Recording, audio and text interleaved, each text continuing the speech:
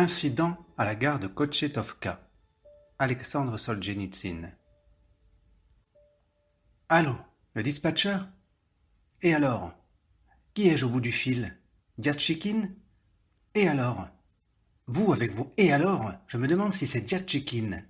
Les citernes de la voie 7, envoie-les sur la 3. Oui, c'est moi. Ici le lieutenant Zotov, adjoint au commissaire de la gare. Dites-moi un peu, mais qu'est-ce que vous fabriquez? Pourquoi vous n'avez pas encore fait partir à Lipetsk le train 660? Combien, Valia?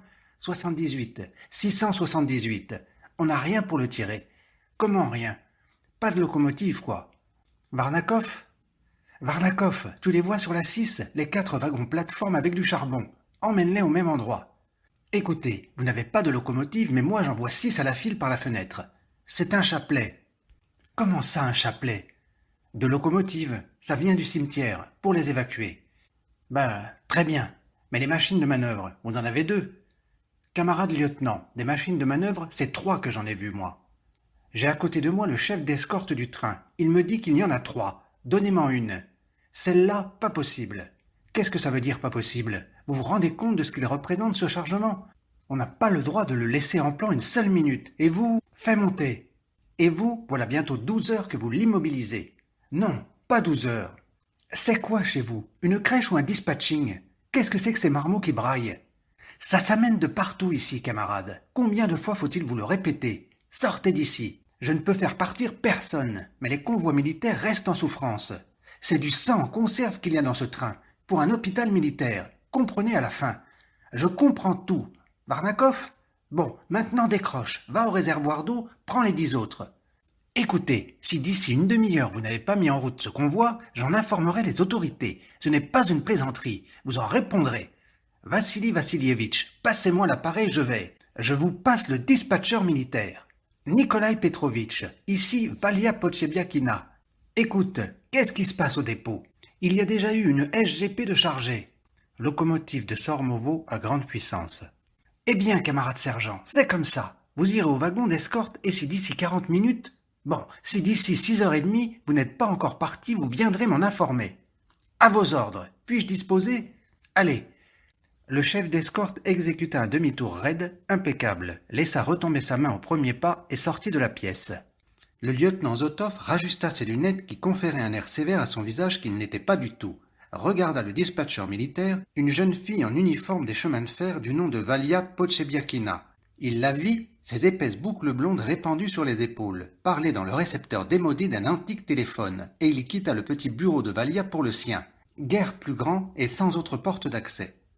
Le bureau du commissaire de la ligne occupait l'angle du bâtiment au rez-de-chaussée, et au-dessus, juste sous cet angle, il y avait une gouttière éventrée. La trompe d'eau qu'on entendait jaillir à l'extérieur, poussée par les rafales du vent, retombait tantôt sur le quai, devant la fenêtre gauche, tantôt dans un passage sans issue, devant la fenêtre droite.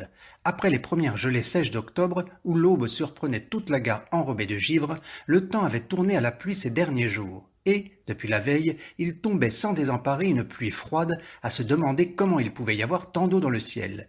En revanche, la pluie avait rétabli l'ordre. On ne voyait plus cette bousculade effrénée, ce perpétuel grouillement de civils sur les quais et parmi les voies, qui entravait l'activité de la gare et lui donnait un air minable.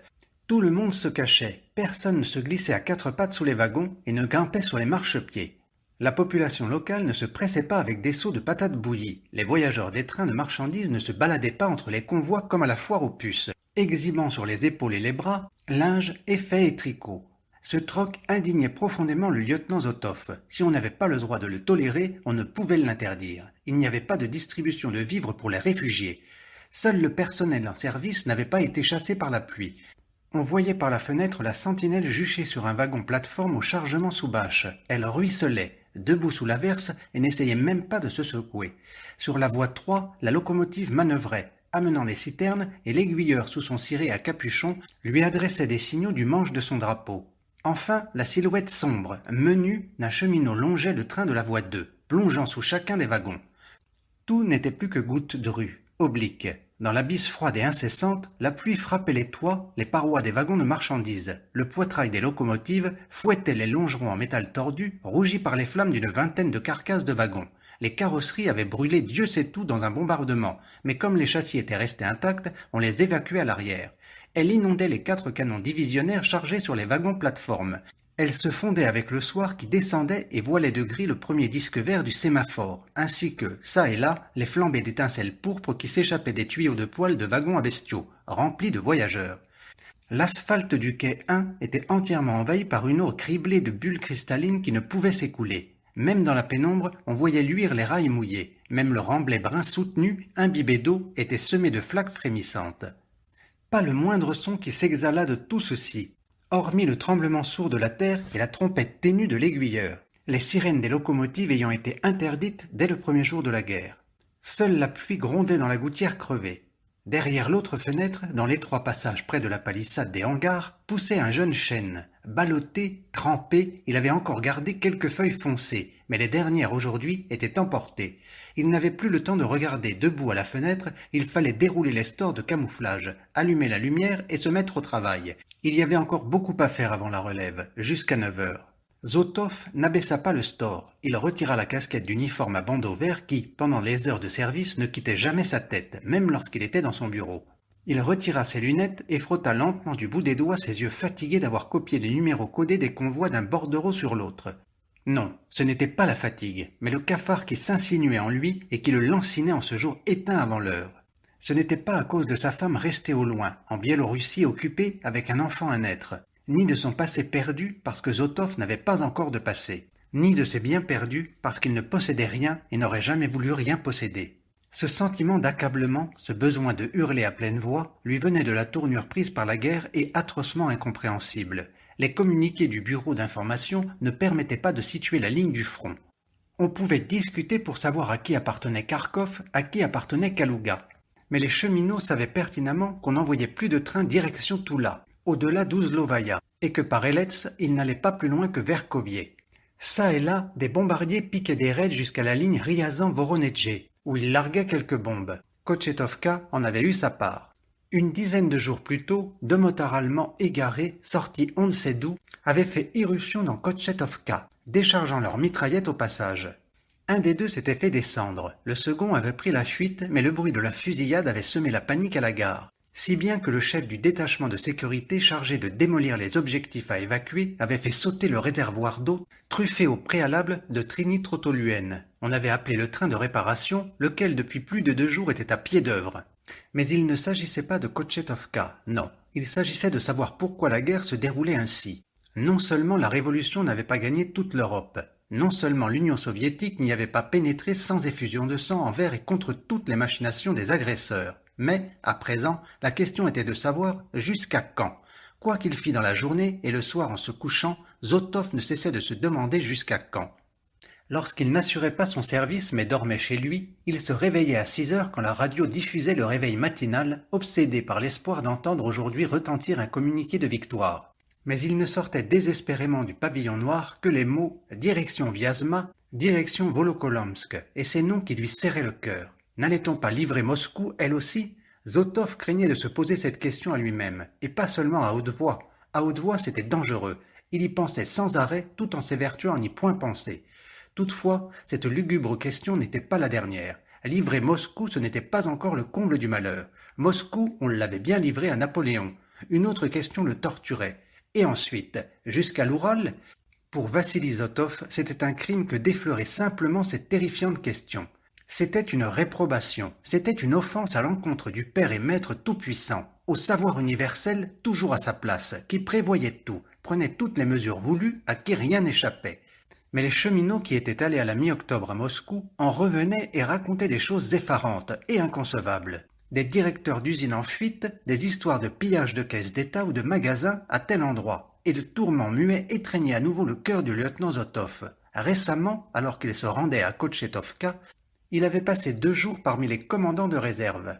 Il y avait eu une soirée organisée par des artistes amateurs, et un lieutenant fluet, à la figure pâle, aux cheveux tombant sur ses épaules, avait récité un poème de sa composition que personne n'avait contrôlé au préalable, qui était donc un cri du cœur.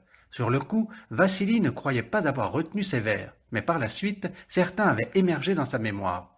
Et à présent qu'il marcha dans Kotchetovka, qu'il se rendait en train au commissariat central du nœud ferroviaire ou en charrette au soviet rural où il était chargé de l'instruction militaire des jeunes et des invalides, Zotov répétait et repassait en mémoire ces vers, comme s'ils étaient de lui. Nos hameaux sont en feu, nos villes en fumée, et taraudent sans fin nos cœurs hallucinés. Une seule pensée, et quand donc, quand donc?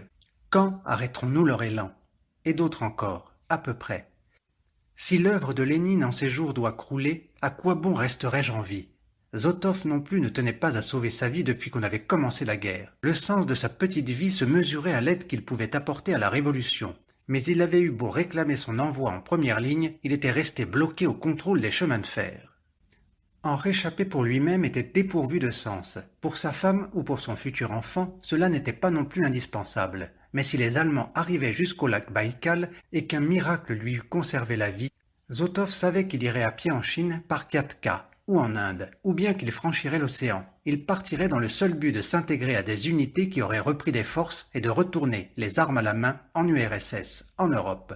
Debout dans l'obscurité, au son de la pluie battante, cinglante et des rafales de vent, il répétait, roulé en boule, les vers du lieutenant. Plus les ténèbres s'épaississaient et plus la portière du poêle chauffé à bloc se détachait, rouge cerise. Un faisceau jaune diffus était projeté par la porte vitrée de la pièce voisine, où le dispatcheur militaire du commissariat au peuple, aux voies et communications, avait allumé la lumière. Si Valia ne dépendait pas de l'adjoint au commissaire de la gare, elle ne pouvait toutefois pas se passer de lui dans son travail, parce qu'elle n'avait pas le droit de connaître le contenu et la destination des convois, mais uniquement les numéros des wagons. Ces numéros lui étaient apportés par Frossia, la marqueuse de wagons, qui entrait justement en tapant lourdement ses pieds contre le sol. « Un vrai déluge, cette pluie-là, gémit-elle. Un déluge. Mais t'as vu pourtant que ça baisse un brin.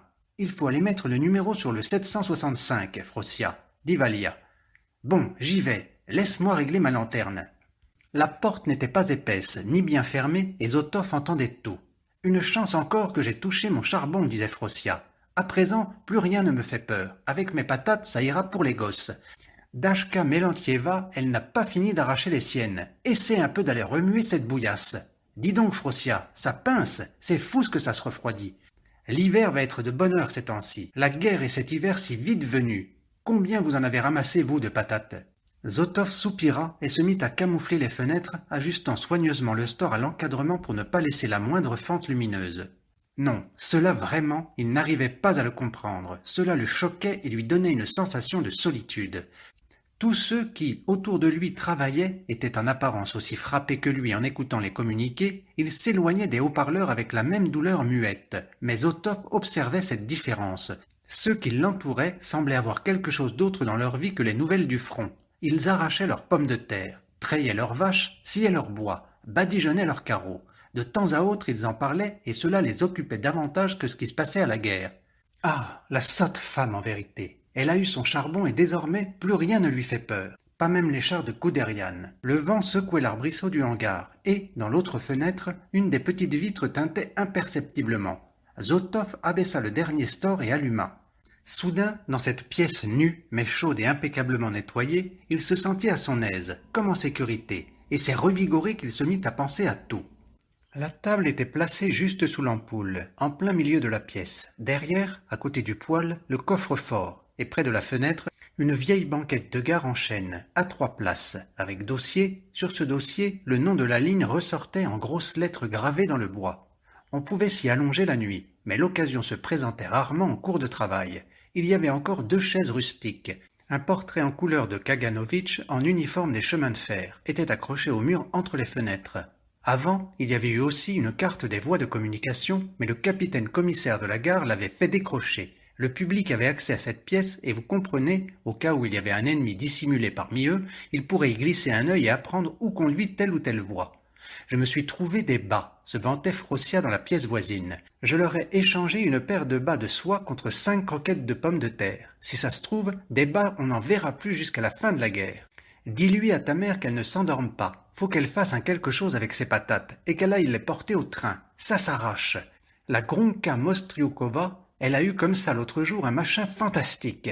Une chemise de nuit de dame qu'elle me raconte. Mais alors fendue à des endroits, à crever de rire. Les femmes du pays se sont amenées chez elle histoire de la voir essayer la chemise. Une rigolade à s'en faire péter les tripes. Et puis aussi, on peut avoir du savon et pas cher. À présent, le savon c'est introuvable. Pas moyen d'en acheter. Dis à ta mère qu'elle ne s'endorme pas. C'est que, Frossia, je ne sais pas. Ben quoi, t'as pas besoin de bas? J'en ai grand besoin, oui, mais ça me gêne, à ces réfugiés. C'est chez eux justement qu'il faut se servir. Ça a des coupons, ça a des complets, ça a du savon. Ma parole, ils se sont équipés comme pour aller vendre à la foire. Il y a de ces gros lards parmi eux, il leur faut du poulet, ma chère. Ils ne veulent rien d'autre.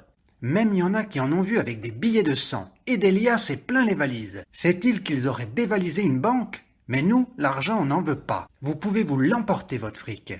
Oui, mais, tiens, t'es locataire. Cela, ça ne se compare pas. Rien à se mettre. Ils ont fichu le camp de Kiev avec ce qu'ils avaient sur le dos. C'est à se demander comment ils ont fait pour arriver jusqu'ici. La Pauline s'est casée à la poste. Comme salaire, c'est pas mirobolant, mais l'argent, qu'est-ce qu'on en a à faire? J'ai emmené la mémé à la cave. Je lui ai ouvert la porte. Tiens, que je lui fais. Serre-toi des patates, serre-toi de choux salés. Et pour la chambre, je veux rien. Ma petite Valia, les pauvres, je les ai toujours en pitié. Mais les riches, je suis sans merci. Il y avait 2 téléphones sur le bureau de Zotov. Le premier, propriété des chemins de fer, un antique appareil à manivelle en bois jaune, comme celui du dispatcher militaire. Le second lui appartenait. Un vibrateur de campagne relié au bureau du capitaine et à la salle des gardiens du centre de ravitaillement. Les hommes de ce dépôt constituaient l'unique force armée du commandement militaire de Kochetovka, bien qu'ils eussent pour mission essentielle de garder des provisions. C'étaient eux quand même qui s'occupaient des poêles et du ménage ici, et à présent, un seau de charbon, de gros morceaux brillants, était en attente devant le poêle. Chauffez tant que vous voulez. L'appareil des chemins de fer sonna. Zotov, qui venait de surmonter son coup de cafard du soir, courut vivement à la table, saisit le récepteur, enfonça sa casquette de l'autre main et se mit à crier sa réponse dans le téléphone. Quand le coup de fil venait de loin, il criait toujours, parfois parce qu'on entendait mal, mais le plus souvent par habitude. L'appel venait de Bogoyavlenskaya. On demandait de préciser quelles notes de route il avait déjà reçues, lesquelles pas encore. Les notes de route instructions en code de commissaire de la gare précédente, concernant la nature et la destination des convois, étaient transmises télégraphiquement. 1 heure plus tôt, Zotov en avait lui-même posté un paquet à la télégraphiste qui lui en avait remis d'autres. Il devait rapidement examiner ces dernières, déterminer les transports qui pouvaient être groupés avec d'autres à destination de telle ou telle gare, donner ses ordres au dispatcher militaire des chemins de fer et adresser de nouvelles notes de route dont il garderait et classerait les doubles.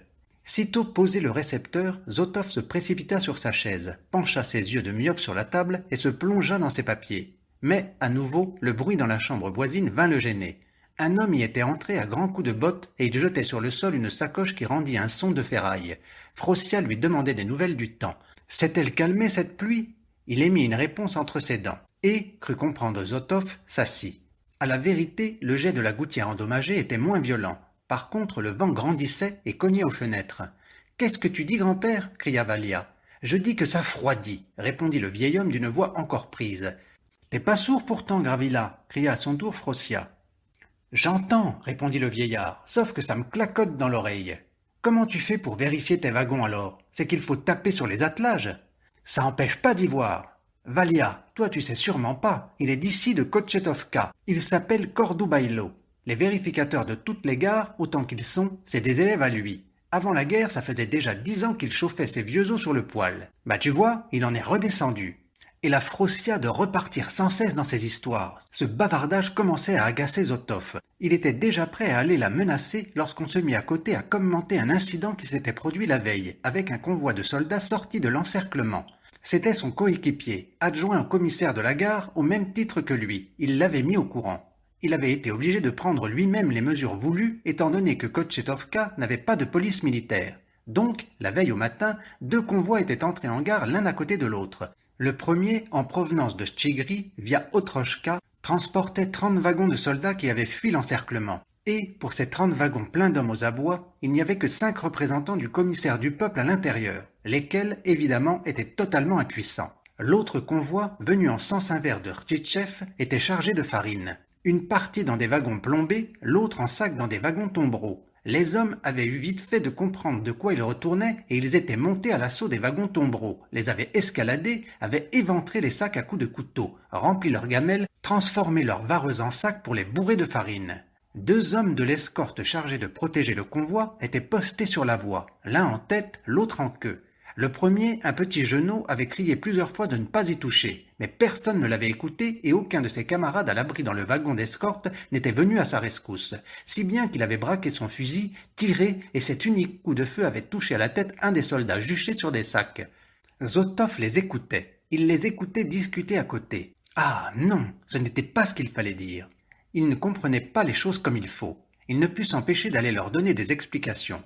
Il ouvrit la porte et, sur le seuil, les regarda tous l'un après l'autre derrière ses naïves lunettes rondes. Valia, toute mince, était assise à son bureau encombré de bordereaux et de graphiques à carreaux multicolores. La fenêtre, munie du même store en papier bleu marine, était bordée par un banc rustique sur lequel était assise Frossia, entre deux âges, épaisse, un tempérament autoritaire, viril, comme l'ont souvent les femmes russes accoutumées à mener leur barque seules, au travail comme à la maison.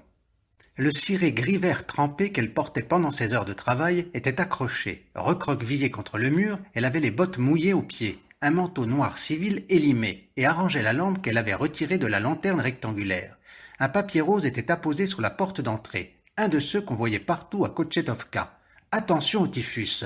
Le papier de l'affichette avait la couleur rose malsain des éruptions du typhus exanthématique, ou bien des longerons métalliques brûlés des wagons bombardés. Près de la porte, mais un peu vers le poêle, le vieux Cordobailo était assis à même le plancher, adossé au mur pour ne pas salir. Un vieux sac de cuir contenant ses lourds instruments était posé à côté de lui, jeté là pour ne pas encombrer le passage, ainsi que des moufles maculées de mazout. Le vieux cheminot avait dû s'asseoir aussitôt entré, sans se secouer ni se dévêtir. Ses bottes et son ciré ruisselant formaient des flaques d'eau sur le plancher. Entre les jambes serrées aux genoux, une lanterne éteinte, la même que celle de Frossia, était posée à terre. Il portait sous son ciré un caban noir crasseux, entouré d'une ceinture de tissu brun sale. Le capuchon en était rejeté et une très vieille casquette des chemins de fer était solidement plantée sur sa tête encore chevelue. La casquette masquait son regard et seul apparaissait à la lumière de l'ampoule son gros nez violacé, et ses lèvres épaisses qui imprégnaient de salive une cigarette roulée dans un bout de journal. Une fumée s'en dégageait. Sa barbe hirsute gardait encore du noir au milieu des poils blancs. Et qu'est-ce qu'il pouvait faire d'autre démontrait Valia en tapotant du crayon contre la table. Il était en faction, il était sentinelle. Ma foi, c'est bien vrai, dit le vieux cheminot en opinant du bonnet, et il laissa tomber sur le plancher et le dessus de sa lanterne une grosse cendre rouge. C'est bien vrai, faut que tout le monde mange. Où veux-tu en venir demanda Valia en fronçant le sourcil. C'est qui tout le monde? Pardi, toi et moi par exemple, dit Cordobailo en soupirant. Ce que tu peux être sot, grand-père. Ils avaient le ventre creux peut-être. Ils touchent la ration réglementaire. Tu t'imagines qu'on les fait voyager à jeun? Ma foi, c'est bien vrai, acquiesça le vieillard, et à nouveau de petits fragments incandescents se détachèrent de la cigarette, cette fois-ci sur un genou et un pan du caban. Prends garde, tu vas brûler vif, père Gavrila, avertit Frossia. Il regardait, indifférent sans les secouer, les braises pâlir sur ses pantalons ouatinés, sombres et trempés, et lorsqu'elles furent complètement éteintes, il releva légèrement sa tête grise ébouriffée, coiffée de sa casquette. Ça vous est-il pas arrivé par hasard de manger de la farine pas cuite, délayée dans l'eau, mes petites?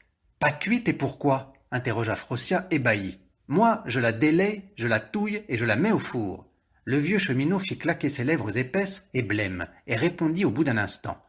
Tous les mots qui sortaient de la bouche au bout d'un instant, comme s'il leur fallait arriver longuement en béquille de là où ils étaient nés. Alors, mes mignonnes, ça veut dire que vous n'avez pas connu la faim. Le lieutenant Zotov franchit le seuil et se mêla à la conversation. Écoute un peu, grand-père, le serment prononcé. Tu te rends compte de ce que ça vaut? Son accent, qui arrondissait tous les hauts, ressortait nettement.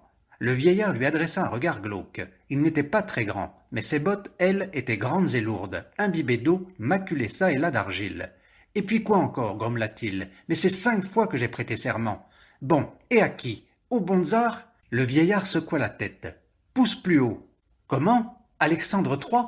Il fit claquer ses lèvres d'un air de désolation et tira sur sa cigarette. Bien, mais à présent, c'est au peuple qu'on prête serment. Ça fait une différence, non? La cendre se répandit une autre fois sur son genou. La farine, elle est à qui? Pas au peuple? Valia s'échauffait et rejetait sans cesse en arrière ses mèches joyeuses qui retombaient sur son dos. Pour qui est-ce qu'on la transporte, cette farine? Pour les Allemands, peut-être? Ma foi, c'est bien vrai, répéta le vieillard sans la moindre discussion. Les soldats de ce train, c'étaient pas des Allemands que je sache, c'étaient des gars de chez nous, que je sache. Il avait achevé de fumer son mégot et l'éteignit en l'écrasant sur le dessus de la lanterne. Il ne comprend rien à rien, le grand-père, dit Zotov vexé. Le pouvoir d'État, tu vois ce que c'est? Si chacun se met à prendre ce qui lui plaît, moi je me sers, toi tu te sers, tu crois que c'est comme ça que nous allons gagner la guerre? Et pourquoi qu'ils ont éventré les sacs à coups de couteau? Disait Valia scandalisé. C'est-il des manières? Des gars de chez nous. Faut croire qu'ils étaient cousus, dit Cordobaello, et il passa sa main sur son nez. Un briandage pareil, en faire tomber tout plein sur la voie ferrée, s'indigna Frossia. Tous les sacs qu'ils ont crevés, tout ce qu'ils ont gaspillé, camarade lieutenant. Il y aurait de quoi nourrir combien d'enfants avec? Ma foi, c'est bien vrai, approuva le grand-père. Mais avec une pluie pareille, le reste va prendre l'eau dans les wagons plateformes. À quoi ça sert de discuter avec? S'exclama Zotoff, surtout fâché de s'être laissé entraîner dans cette polémique oiseuse, quand tout était déjà clair comme ça. Silence, je vous prie, laissez-nous travailler. La mère Frossia, qui avait fini de nettoyer la lampe, alluma sa veilleuse et la fixa à l'intérieur de la lanterne. Elle se releva pour prendre son ciré durci et racorni.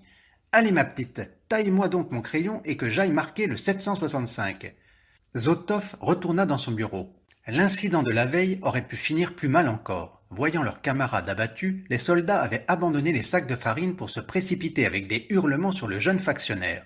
Il lui avait déjà arraché son fusil, que d'ailleurs il avait semble-t-il lâché sans résister. Il s'était mis à lui taper dessus et aurait pu lui régler bel et bien son compte si le caporal n'était pas arrivé in extremis.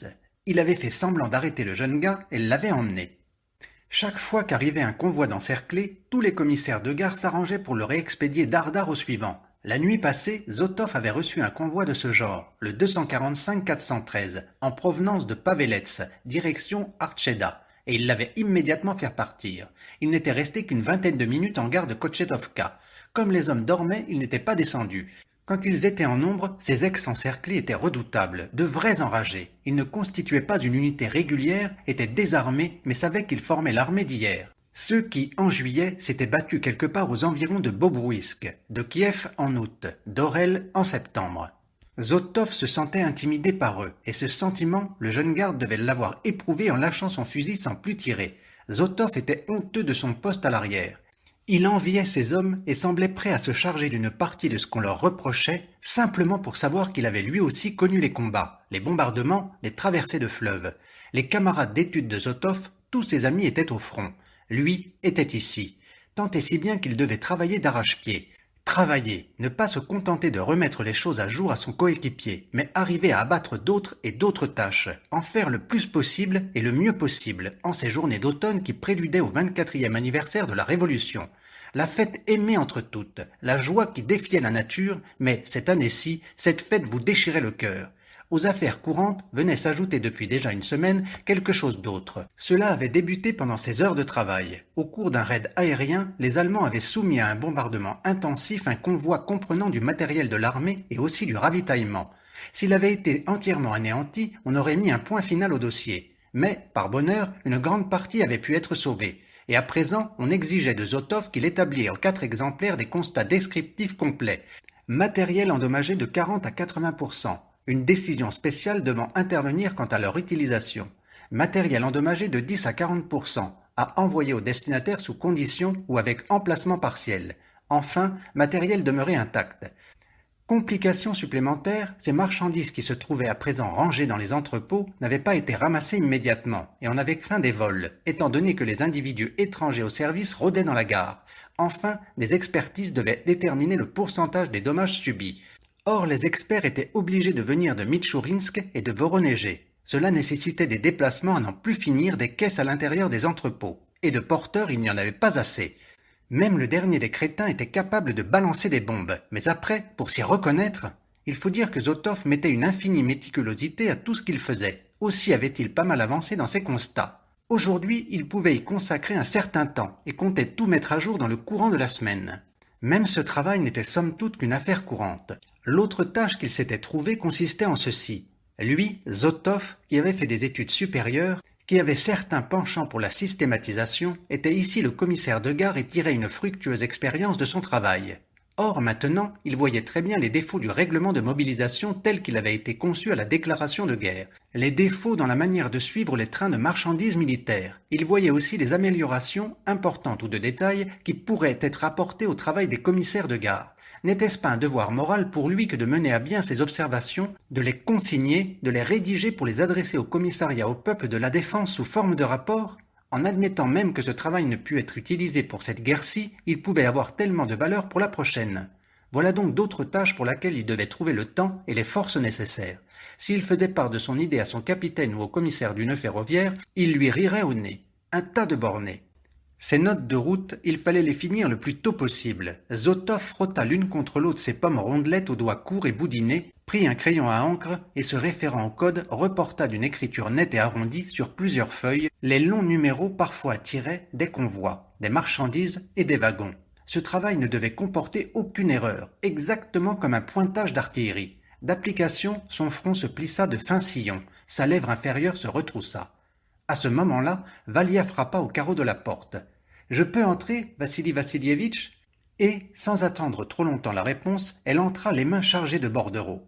En fait, elle n'avait pas le droit de franchir cette porte. Le problème pouvait fort bien être réglé sur le seuil ou dans la pièce voisine. Mais leurs heures de travail concordaient bien des fois, et par pure civilité, Zotov ne pouvait pas lui interdire l'accès de son bureau. Aussi se borna-t-il à tourner les pages du code et à poser comme par hasard une feuille blanche sur les colonnes de chiffres qu'il était en train d'inscrire. « Vassili Vassilievitch, je crois bien que je me suis trompé. Regardez voir. » Comme il n'y avait pas de seconde chaise à proximité, Valia s'appuya contre le bord de la table et présenta à Zotov un bordereau couvert de lignes biscornues et de chiffres d'encens. « Tenez, dans le convoi 446, il y avait un wagon numéro 57831. Il est pour où ? Tout de suite. » Il porta la main à un des tiroirs, réfléchit à celui des 3 classeurs qu'il devait prendre, l'ouvrit, mais de façon à ce qu'elle ne pût y glisser son regard, et trouva du premier coup. Le 57831, c'est pour Patchelma. Bien, dit Valia. Elle nota Pat, mais ne partit pas, resta sur place à suçoter le bout de son crayon, plongé dans son bordereau et toujours appuyé contre la table. Tu vois, tu as mal écrit ton T, la gronda Zotov. Tu es capable de le prendre pour un V et d'envoyer le wagon à Pavelets. Vraiment ? Reprit paisiblement Valia. Allons, Vassili Vassilievitch, il faut toujours que vous me cherchiez la petite bête. Elle le regardait de derrière sa longue boucle. Toutefois, elle corrigea sa lettre. Et puis ensuite, poursuivit-elle en faisant traîner ses syllabes, et elle remit le crayon dans sa bouche. Des flots de boucles, presque aussi clairs que le lin, lui tombaient du front, masquaient ses yeux, et elle n'y touchait pas. Ah, comme elles étaient propres et soyeuses sûrement. Zotov imaginait le plaisir qu'il aurait eu à les caresser. Voilà, le wagon plateforme 105-110. Un petit ? Non, un grand. Ça m'étonnerait. Pourquoi ? Il y manque un chiffre. Qu'est-ce que je dois faire à présent ? Elle écarta ses boucles, ses cils étaient aussi pâles que ses cheveux. Eh bien, il faut que tu cherches. Sois plus attentive, Valia. C'est le même convoi ? Ouais. Zotov entr'ouvrit le classeur et parcourut d'un œil expert les numéros. Valia, elle, regardait le lieutenant, ses drôles d'oreilles en feuilles de chou, son nez épaté, ses yeux petits marbrés de gris qui apparaissaient nettement derrière les lunettes.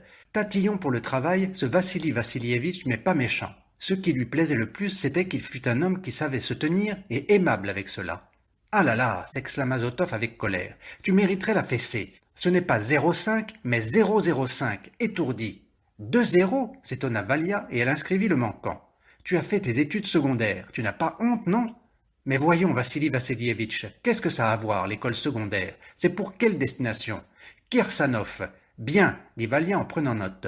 Elle ne s'en allait toujours pas. Dans la même position, penchée près de lui sur la table, elle restait abîmée dans ses réflexions et un de ses doigts taquinait un petit éclat de bois sur la table. Elle l'écartait et le reprenait sa place. Les yeux du lieutenant parcoururent malgré lui les seins menus de la jeune fille qui se dessinait nettement à présent qu'elle était penchée, mais que d'habitude la grossière vareuse d'uniforme des chemins de fer effaçait. « Notre journée est bientôt finie, dit Valia en gonflant ses lèvres qu'elle avait fraîches, rose pâle. Avant qu'elle ne finisse, il faut encore travailler, déclara Zotov d'un ton rogue et il cessa de la regarder. Vous allez encore retourner chez cette vieille bonne femme, oui ? Et où veux-tu que j'aille ? Vous ne faites de visite à personne ? Faire des visites ? Ah, le moment est bien choisi. Et qu'est-ce que vous y trouvez de bien chez cette vieille ? Même pas un lit convenable, vous dormez sur le coffre. Comment le sais-tu ? Les gens le savent, ils causent. Ma petite Valia, ce n'est pas le moment de se prélasser, surtout moi, j'ai déjà assez honte de n'être pas au front. Tiens donc, ce n'est pas du travail ce que vous faites ? Il n'y a pas à avoir honte. Vous aurez bien le temps de vous vautrer dans les tranchées. Allez, qui sait si vous en réchapperez ? Tant qu'on peut, eh bien il faut vivre comme des hommes. Zotov retira sa casquette, se frictionna le front. Sa casquette lui était petite, c'est qu'on n'en avait pas trouvé d'autre au magasin. Valia dessinait sur le coin du bordereau une longue boucle pointue, comme une griffe. Pourquoi est-ce que vous êtes parti de chez les Adveyev ? Vous y étiez mieux pourtant. Zotov baissa les yeux et devint écarlate. « Je suis parti, un point c'est tout. Est-il possible que le bruit se fût répandu dans la cité ?» Valia faisait la griffe de plus en plus pointue. Un silence.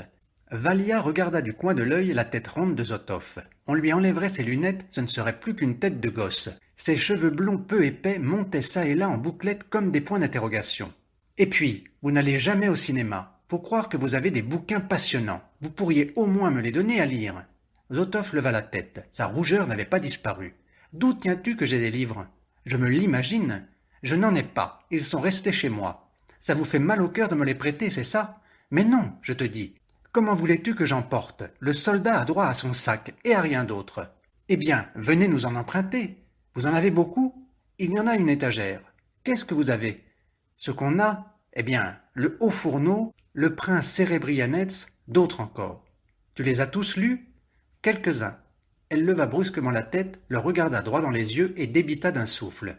Vassili Vassilievitch, venez donc à la maison. La chambre de Vova est vide, ce sera la vôtre. Le poêle chauffe, vous y serez bien. Maman vous fera à manger. Quel besoin vous en avez de votre vieille logeuse? Ils se regardaient l'un l'autre, chacun avec son idée derrière la tête. Valia s'aperçut que le lieutenant était ébranlé. Il allait dire oui dans un instant. Pourquoi ne dirait-il pas oui, ce drôle de garçon? Les militaires disent toujours qu'ils ne sont pas mariés. Lui seul l'était. Tous ceux qui logeaient dans la cité étaient installés chez de braves familles, bien au chaud et bien gâtés. Valia voulait elle aussi qu'il y eût un homme dans sa maison, qu'avaient quitté son père et son frère. Alors, quand ils sortiraient du travail, tard le soir, ils rentreraient ensemble à la maison par les rues obscures, pataugeant dans la boue, bras dessus, bras dessous, nécessairement. Et ensuite, ils se mettraient joyeusement à table ensemble, blagueraient et raconteraient ceci ou cela. Vassili Zotov regardait presque avec effroi cette jeune fille qui l'invitait tout de go à venir loger chez elle. Elle n'avait guère que 3 ans de moins que lui, et si elle l'appelait Vassili Vassilievitch et le vouvoyait, c'était moins en raison de leur différence d'âge que par respect pour ses insignes de lieutenant. Il comprenait que les choses ne se limiteraient pas à de bons petits repas confectionnés avec sa ration, ni à la chaleur du poêle. L'émoi le gagnait. Comme il avait envie de frôler et de caresser les mignonnes petites boucles blondes à portée de sa main. Mais c'était impossible, absolument impossible. Il remit en place son col aux insignes carrés rouges sur écusson vert, et pourtant son col ne le gênait pas. Il rajusta aussi ses lunettes. « Non, Valia, je n'irai pas. Pendant ce temps, le travail n'avance pas. Qu'est-ce que c'est que ces bavardages ?» Il mit sa casquette verte, ce qui donna à son visage candide, au nez retroussé, une mine fort sévère. La jeune fille le regarda une autre fois par en dessous, et allongeant les syllabes, « Allez, ça va, Vassili Vassilievitch !» Elle soupira. Elle se redressa avec effort d'un mouvement de vieille, et, traînant le bordereau à bout de bras, elle quitta la pièce. Il cligna des yeux, éperdu. Il eût probablement cédé si elle était revenue et lui avait parlé avec fermeté, mais elle ne revint pas. Vassili ne pouvait vraiment pas expliquer à qui que ce fût ici pourquoi il habitait cette isba sale et mal chauffée que la vieille partageait avec ses 3 petits-enfants, pourquoi il dormait sur un petit coffre inconfortable. En 1941, dans l'immense cohue de ces hommes rudes, on s'était déjà quelquefois moqué de lui quand il avait déclaré qu'il aimait sa femme, qu'il comptait lui rester fidèle jusqu'à la fin de la guerre et qu'il lui faisait entièrement confiance. Les braves gars, les amis partageurs se tordaient de rire en chœur, d'une drôle de manière, lui tapaient sur l'épaule et lui conseillaient de ne pas perdre le nord. Depuis, il avait cessé de faire de telles déclarations en public. Mais il s'ennuyait terriblement de sa femme, surtout par les nuits noires où il se réveillait en se demandant quelle vie elle avait là-bas, loin, si loin, sous l'occupation allemande, attendant un enfant. Pourtant, ce n'était pas à cause de sa femme qu'il venait de refuser, mais à cause de Pauline. Non, pas même à cause de Pauline, mais à cause de... Pauline, la jeune brunette de Kiev, au visage mat et aux cheveux courts, était la femme qui logeait chez Frossia, et était employée à la poste. Lorsqu'il en trouvait le temps, Vassili allait à la poste lire les derniers journaux. Ils arrivaient en retard par paquet de plusieurs jours. Ainsi, il les avait plus tôt et pouvait les feuilleter tous à la fois et pas seulement par un ou deux. Bien entendu, la poste n'était pas un salon de lecture, et nul n'était tenu de lui prêter les journaux. Mais Pauline le comprenait et lui apportait tous les journaux au bout du comptoir où il lisait, debout, au froid. Comme pour Zotov, la guerre n'était pas pour Pauline une roue qui tourne inexorablement. Elle représentait toute sa vie propre, tout son avenir, et afin de deviner cet avenir, elle dépliait elle aussi ses journaux de ses mains fébriles. Elle cherchait elle aussi ces parcelles de vérité susceptibles de lui expliquer le cours de la guerre. Souvent, il lisait côte à côte et se montrait au vol les passages importants. Les journaux leur tenaient lieu des lettres qu'ils ne recevaient pas, et Pauline se plongeait dans le récit de tous les combats décrits dans les communiqués pour essayer de deviner si son mari y participait. Sur l'avis de Zotov, elle lisait, en plissant son front mat, les exposés que l'Étoile rouge consacrait à la tactique de l'infanterie et des blindés. Quant aux articles d'Ehrenbourg, c'était Vassili qui les lui lisait à haute voix, plein d'émotion. Il en demandait à Pauline et les découpait dans des journaux non parvenus au destinataire pour en faire une collection. Il aimait Pauline, son enfant et sa mère d'un amour que les humains ne connaissent que dans l'adversité. Il offrait aux petits du sucre de sa ration. Mais jamais, quand ils feuilletaient ensemble les journaux, il n'avait osé effleurer du doigt la main blanche de Pauline. Non pas à cause de son mari à elle ou de sa femme à lui, mais à cause de la douleur sacrée qui les liait. Pauline devint pour lui à Kotchetovka, non, de tout ce côté-ci du front, l'être le plus cher au monde, l'œil de sa conscience, l'œil de sa fidélité. Comment donc pouvait-il aller loger chez Valia? Que penserait Pauline de lui? Même sans Pauline d'ailleurs, il n'aurait pu se consoler dans l'insouciance avec une femme quelle qu'elle fût, alors que tout ce qu'il aimait menaçait de s'effondrer. Et aussi, il se sentait gêné d'avouer à Valia et au lieutenant avec qui il travaillait qu'il avait quand même quelque chose à lire le soir, qu'il possédait un livre, seul et unique, pris dans une bibliothèque au milieu de la pagaille qui cette année-là régnait dans les chemins de fer, et qu'il trimbalait dans son sac de soldat. C'était le premier volume épais et bleu marine du Capital, imprimé sur le papier roux et rugueux des années 30. Pendant ces 5 années d'études, il aurait rêvé de lire en entier le livre sacré qu'il avait pris plus d'une fois à la bibliothèque de l'Institut. Il essayait d'en faire des résumés, le gardait un semestre, une année, mais le temps lui faisait sans cesse défaut, dévoré par les réunions, l'activité militante, les examens. Il rendait le livre sans avoir pu écrire une seule page de résumé à son retour, après la session de juin. Même quand l'économie politique était au programme, moment idéal pour lire le Capital, le professeur les avait mis en garde. Vous vous y noierez. Il conseillait de bûcher le manuel de Lapidus, les résumés de cours. C'était vrai d'ailleurs qu'ils arrivaient tout juste à suivre. Et voici qu'à l'automne 1941, dans le rougeoiement de l'immense angoisse, Vassili Zotov avait ici dans ce trou le temps de lire le Capital. C'est ce qu'il faisait en dehors des heures de service, d'instruction militaire obligatoire et d'activité au comité de district du parti. Dans la salle commune des Adveyev, garnie de philodendrons et d'aloès, assis à la petite table branlante, à la lueur de la lampe à pétrole, le générateur à diesel n'était pas assez puissant pour éclairer toutes les maisons de la cité. Il lisait, caressant le grossier papier, une première fois pour se faire une idée d'ensemble, une deuxième fois en soulignant les passages essentiels, une troisième fois en faisant le résumé et en s'efforçant de tout graver dans sa tête. Et plus les communiqués du front étaient sinistres, et plus il se plongeait dans le gros bouquin bleu. Vassili se figurait que quand il aurait assimilé au moins ce premier tome, quand il l'aurait bien casé dans sa mémoire en un tout harmonieux, il deviendrait invincible, invulnérable, irrésistible dans n'importe quelle joute idéologique. Mais ses soirées et ses heures étaient peu nombreuses. Il n'avait encore à noter que quelques pages lorsqu'Antonia Ivanovna vint tout empêcher. C'était une autre locataire des Adveyev, arrivée de Liski et nommée aussitôt gérante de la cantine à Kotchetovka. Une femme dégourdie, cette Antonia Ivanovna, les pieds bien par terre, si bien qu'il n'y avait guère l'occasion de faire du scandale dans son établissement. À la cantine, comme Zotov devait l'apprendre plus tard, on vous glissait par le guichet, contre paiement d'1 rouble, une écuelle en terre remplie d'une eau bouillante grise, sans matière grasse, dans laquelle flottaient quelques macaronis, et ceux qui ne voulaient pas boire à l'écuelle devaient verser 1 rouble supplémentaire de caution pour avoir droit à une cuillère en bois fêlée. Antonia Ivanovna demandait le soir aux Adveyev de faire chauffer le samovar et posait sur leur table du pain et du beurre. Elle n'avait que 25 ans, devait-on apprendre, mais avait l'air d'une femme solidement établie. Blanche et plantureuse, elle saluait toujours aimablement le lieutenant. Il lui répondait d'un air absent et la confondit longtemps avec une parente de sa logeuse venue lui rendre visite. Courbé sur son volume, il ne la voyait ni ne l'entendait. Tard le soir, à son retour du travail, traversait sans s'arrêter la salle commune pour gagner sa minuscule chambre à coucher, puis se rendre chez les maîtres du logis et à nouveau dans sa chambre. Un jour, elle s'approcha soudain de lui et demanda « Qu'est-ce que vous bouquinez sans cesse, camarade lieutenant ?» Il cacha son livre sous son cahier et fit une réponse évasive.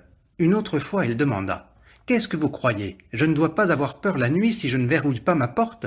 Pourquoi avoir peur? Je suis là, j'ai une arme, répondit Zotov. Quelques jours plus tard, alors qu'il était plongé dans sa lecture, il sentit qu'elle avait cessé de faire la navette, mais ne semblait pas être sortie de la salle. Il se retourna et resta stupéfait. Elle venait de se coucher sur le divan, dans sa chambre à lui, et restait là allongée, les cheveux défaits sur l'oreiller, sans même cacher sous la couverture ses impudentes blanches épaules. Il gardait les yeux sur elle et ne savait absolument pas que faire. « Je ne vous gêne pas ?» demanda-t-elle sarcastique. Vassili se leva égaré. Il fit même un grand pas dans sa direction, mais l'aspect de cette voleuse repue cessa de l'attirer. Au contraire, il le fit reculer. Il était incapable de lui dire le moindre mot. La haine lui étreignait la gorge. Il se retourna, referma violemment le capital, trouva la force et le temps de le fourrer dans son sac, se précipita vers le clou où étaient suspendus sa capote et sa casquette, retira en chemin le ceinturon qu'alourdissait son pistolet, et, le tenant à la main, il se précipita vers la porte. Il sortit dans une obscurité totale, où les fenêtres camouflées et le ciel voilé de nuages ne projetaient pas le moindre fétu de lumière, mais où, comme aujourd'hui, le vent glacial d'automne, mêlé de pluie, fouettait et cinglait. Trébuchant dans les flaques, les trous, la boue, Vassili marcha en direction de la gare sans même s'apercevoir qu'il tenait en main le ceinturon avec son pistolet. Une telle rage impuissante le brûlait, qu'il était au bord des larmes, errant dans cet abîme noir. Depuis, la vie était devenue impossible chez les Adveyev. Antonia avait cessé à vrai dire de le saluer, mais elle faisait venir chez elle un costaud à la gueule patibulaire, un civil mais qui portait bottes et tuniques, dans l'esprit de l'époque. Zotov essayait d'étudier, elle faisait exprès de ne pas fermer sa porte pour qu'il entendît longuement leurs plaisanteries, ses gloussements et gémissements. Alors il déménagea chez une vieille à moitié sourde, où il ne trouva qu'un coffre recouvert de grosses toiles. Mais apparemment les commérages allaient bon train par toute la cité. Ainsi atteindrait-il Pauline? Quelle honte! De penser ainsi, il l'avait détourné de son travail. Il reprit son crayon à encre, se força à se replonger dans ses notes de route et se remit à reporter de son écriture arrondie et nette les numéros des convois et les marchandises qui constituaient les nouvelles notes de route, en plusieurs exemplaires. Il aurait achevé ce travail n'eût été une complication au sujet d'un important convoi en provenance de Kamichine. Restait à savoir de quelle manière le répartir. Seul le commissaire pouvait trancher. Zotov tourna un coup de manivelle, souleva le récepteur du téléphone et le colla contre son oreille. Un autre coup de manivelle plus long, et un autre long. Pas de réponse du capitaine. Donc, il n'était pas dans son bureau. Peut-être faisait-il la sieste chez lui après le repas. Dans ce cas, il ne manquerait pas de venir à l'heure de la relève pour entendre les rapports. De l'autre côté de la porte, Valia téléphonait de temps à autre au dispatcher. Frossia vint, repartit. Puis, 4 bottes heurtèrent lourdement le sol. Quelqu'un frappa à la porte, l'entr'ouvrit et demanda d'une voix claironnante. « On peut entrer ?» Et ils entrèrent sans attendre ni entendre la réponse. Le premier, haut comme un grenadier, souple, le visage rosi par le froid, s'avança d'un pas jusqu'au milieu de la pièce et, claquant des talons, débita. « Sergent-chef Gaïdoukov, chef de la garde du convoi 95-505. Rien à signaler dans mes 30 wagons. Prêt à poursuivre le voyage. » Il avait un bonnet d'hiver tout neuf, une capote d'officier longue, essayante, fendue dans le dos, serrée par un large ceinturon en cuir à boucles en forme d'étoile, et ses bottes en cuir de vache étaient impeccablement cirées. Le second se dégagea peu à peu de derrière le dos du sergent-chef sans s'éloigner de la porte. Trapu, le visage brun, tanné, il avait l'air de faire du surplace. Il leva de mauvaise grâce la main à son bonnet de drap à la Boudienny, aux oreillettes abaissées mais non attachées, et dit d'une voix douce. Sergent Diguine, chef de la garde du convoi 71-628, 4 wagons de 16 tonnes. Il manquait à sa capote de simple soldat, serré à la taille par une étroite ceinture en toile de bâche, un pan coupé de travers ou irrémédiablement mâchonné, eût-on dit, par une machine. Les bottes en carouset, en accordéon, montraient leur trame au pli. Le visage du sergent Diguine était le visage aux mâchoires saillantes de Tchekalov, non pas du jeune et téméraire Tchekalov récemment disparu, mais d'un Tchekalov avec quelques années de plus et l'usure du temps. « Bon, très heureux, fit Zotov en se levant. Son grade et ses fonctions ne l'obligeaient nullement à se lever chaque fois qu'un sergent entrait dans son bureau, mais il était sincèrement heureux de voir chacun de ceux qui venaient et il s'empressait de lui réserver son meilleur accueil. L'adjoint au commissaire n'avait personne sous ses ordres et ceux qui arrivaient pour 5 minutes ou pour 2 jours étaient les seuls et uniques subordonnés pour lesquels le lieutenant put manifester sa sollicitude et ses aptitudes de chef. « Je sais, vos notes de route me sont déjà parvenues. » Il les trouva sur la table et les parcourut. « Voilà, 95-505, 71-628. » Il posa un regard bienveillant sur les sergents. Leurs capotes et les bonnets n'étaient que légèrement mouillés, humectés par quelques gouttes éparses. « Comment se fait-il que vous soyez sec? Il ne pleut donc plus ?» « Il y a une accalmie. » Gaïdoukov secoua la tête, bien bâti, le sourire aux lèvres, droit mais pas tout à fait au garde à vous. La bise s'est levée. Il avait 19 ans, mais portait la marque de la virilité précoce que la bataille met sur un visage crédule, comme le soleil son hâle. Et c'était l'empreinte de la bataille sur ces visages qui avait fait se lever Zotov. L'adjoint au commissaire n'avait pas grand-chose à voir avec eux. De toute manière, il n'avait pas à parler de la nature des chargements. Il pouvait convoyer des wagons plombés, des caisses clouées et ignorer leur contenu. Mais eux avaient beaucoup à demander au commissaire de cette garde-passage. Et ils le vrillèrent du regard, le premier l'œil joyeux, l'autre d'un œil maussade. Gaïdoukov voulait savoir si le lieutenant n'était pas un de ces embusqués, coupeurs de cheveux en quatre, qui voulaient aller fourrer le nez dans son convoi et son chargement. Il n'avait d'ailleurs aucune crainte quant à ce chargement, non seulement il en assurait la garde, mais encore il l'aimait. C'étaient plusieurs centaines de superbes chevaux, expédiés par un intendant avisé qui avait mis dans le même convoi du foin et de l'avoine, compressés en quantité suffisante, car il ne comptait pas sur un approvisionnement en route. Gaïdoukov était un gars de la campagne. Il aimait les chevaux depuis son plus jeune âge, et, à présent, il allait les voir comme des amis. Et, pour son plaisir, non par obligation de service. Il aidait les soldats à donner à boire et à manger aux bêtes, à les surveiller. Lorsqu'il entrebâillait la porte et montait dans le wagon par l'échelle de fer, sa lampe tempête à la main, tous les 16 chevaux du wagon, bais, roux, bruns, gris, tournaient de son côté leurs longs chanfreins intelligents. Aux aguets, certains posaient la tête sur le dos des voisins et ils le fixaient de leurs grands yeux tristes, qui ne sciaient pas, remuaient leurs oreilles avec sensibilité, comme s'ils ne se contentaient pas de réclamer du foin, mais voulaient parler de cette caisse grondante et tressautante, demander où on les emmenait et pourquoi. Gaïdoukov passait parmi eux, se glissait entre les croupes tièdes, flattait les crinières et, quand il était seul, caressait les naseaux et parlait aux bêtes. Aller au front, pour eux, c'était plus dur que pour les hommes. Ils avaient autant besoin du front que d'une cinquième patte. Mais ce que Gaïdoukov craignait le plus, c'était que le commissaire, celui-ci avait plutôt l'air bon gars, et il n'avait pas lieu d'être inquiet, n'allât faire un tour dans son fourgon. Si les soldats de Gaïdoukov étaient pour la plupart des bleus, lui par contre était déjà monté en première ligne, blessé en juillet dernier sur le Dniepr. Il avait fait 2 mois dans un hôpital, ensuite il avait travaillé au magasin de cet hôpital. À présent, il retournait au front. Aussi connaissait-il le règlement et la manière dont on pouvait et devait y faire des entorses. Les 20 jeunes soldats étaient chargés d'escorter les chevaux jusqu'à destination, mais une fois ceux-ci acheminés, ils devaient être incorporés dans leur division. Qui sait, d'ici quelques jours peut-être, ils allaient maculer leurs uniformes neufs dans la boue des tranchées détrempées. Encore les tranchées, ce n'était qu'un moindre mal.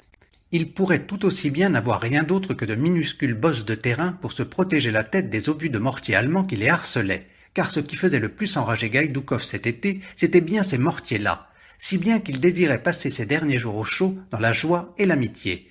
Dans leur vaste fourgon brûlaient 2 poêles de fonte chauffés à blanc, chargés sans relâche de blocs de charbon gros comme le poing, quémandaient dans les autres trains. Le convoi allait vite, aucun arrêt prolongé, mais ils se débrouillaient pour abreuver les bêtes une fois par 24 heures, et toucher leur ration une fois tous les 3 jours. Or, du fait que le convoi était rapide, on leur demandait souvent une place. Bien que le règlement interdit formellement aux civils l'accès des fourgons de la garde, Gaïdoukov et son adjoint qui copiait ses manières délurées ne pouvaient regarder indifférents les gens frigorifiés qui encombraient les voies ferrées en cette saison d'automne et couraient comme des fous le long des trains. S'ils ne prenaient pas tous ceux qui leur demandaient une place, rares étaient ceux à qui ils refusaient. Ils avaient ainsi amassé un inspecteur roublard contre un litre de gnôle, un vieillard rouquin chargé de sacs de soldats contre une pièce de lard, d'autres comme ça pour rien. Et surtout, ils mettaient une sympathie particulière, ici leur cœur fondait, à attraper dans leur wagon, leur tendant les bras pour les saisir, jeunes femmes et jeunes filles qui, elles aussi, partaient sans trêve, nul ne savait où ni pourquoi. En ce moment-ci, dans la chaleur du fourgon apaisé, le vieillard aux cheveux roux rabâchait Dieu sait quoi à propos de la Première Guerre mondiale, de la croix de Saint-Georges qu'il avait été à 2 doigts de décrocher. De toutes les petites, une seule jouait les saintes nitouches et le plumage hérissé comme une chouette restait blotti au coin du poil. À cause de la chaleur, toutes les autres avaient depuis belle lurette fait glisser manteaux, blousons et même corsage. L'une d'elles, en maillot de sport rouge et les joues de la même couleur, lavait les chemises des petits soldats et frappait à coups de tortillon de linge mouillé son aide qui faisait l'essorage chaque fois qu'il tentait de la serrer de trop près. 2 autres faisaient la cuisine et agrémentaient de saindoux maison les rations peu appétissantes de l'armée. Une autre enfin était occupée à mettre des points sur toutes les déchirures. Ils allaient quitter cette gare, passer un moment au coin du feu, chanter dans le ballottement du train lancé à grande vitesse, et ensuite, sans trop distinguer entre ceux qui étaient de garde et les autres, les uns comme les autres se claquaient à faire boire les bêtes. Tous allaient prendre possession des couchettes en planches non rabotées pour dormir pêle-mêle. Certaines de ces jeunes femmes d'aujourd'hui, comme celles de la veille, dont le mari était parti pour la guerre depuis peu, certaines aussi des jeunes filles ne sauraient résister et, dans les ombres laissées par la lanterne, elles se blottiraient dans les bras des soldats. Et comment ne pas prendre en pitié le pauvre petit soldat qui va en première ligne? Ce sont peut-être bien ses derniers jours de vie. Ainsi, le seul désir de Gaïdoukov était que le commissaire le laissât partir au plus tôt, et aussi de se renseigner autant que possible sur l'itinéraire pour savoir où débarquaient les voyageuses et dans quel secteur ils devraient se battre. N'allait-on pas par hasard passer à côté de la maison d'un camarade ? Bien, dit le lieutenant en jetant un coup d'œil sur les notes de route. Vous n'étiez pas ensemble ? On a accroché vos trains depuis peu ? Ma foi, depuis quelques arrêts. Les lunettes fixées sur le papier, le lieutenant retroussa les lèvres. Pourquoi est-ce qu'on vous a amené ici ? Demanda-t-il à Tchelakov. Vous êtes passé par Penza ? Oui, répondit Digine d'une voix enrouée. Mais alors pourquoi diable vous a-t-on fait faire le tour par Riachsk ? C'est vraiment à n'y rien comprendre. Quelle bande de propres à rien. On va repartir ensemble ? S'informa Gaïdoukov. Avant de venir, Digine lui avait appris sa destination, et ainsi il tâtait le terrain. Jusqu'à Griazi. Et ensuite, secret militaire, dit avec son charmant accent Zotov en tournant la tête. Et, derrière leurs lunettes, ses yeux plissés examinèrent de bas en haut l'immense sergent. Oui, mais quand même, pas par Castornaïa des fois, s'enquit d'un ton confidentiel Gaïdoukov en se penchant vers le lieutenant. Vous verrez sur place. Zotov voulait répondre avec sévérité, mais comme ses lèvres esquissaient un sourire, Gaïdoukov comprit que c'était par là. C'est bien ce soir qu'on va repartir. Oui, on n'a pas le droit de vous garder. Moi, je peux pas partir, déclara Digine, d'un ton ferme et peu amène. Vous, personnellement, vous êtes souffrant ? Non, c'est toute la garde. Comment ça ? Je ne vous comprends pas. Pourquoi ne pouvez-vous pas partir ? Parce que nous ne sommes pas des chiens, lâcha Digine et les boules de ses yeux roulèrent, furieuses, sous ses paupières. Qu'est-ce que c'est que ces façons de parler ? Dit Zotov en fronçant le sourcil, et il se leva. Prenez garde, sergent.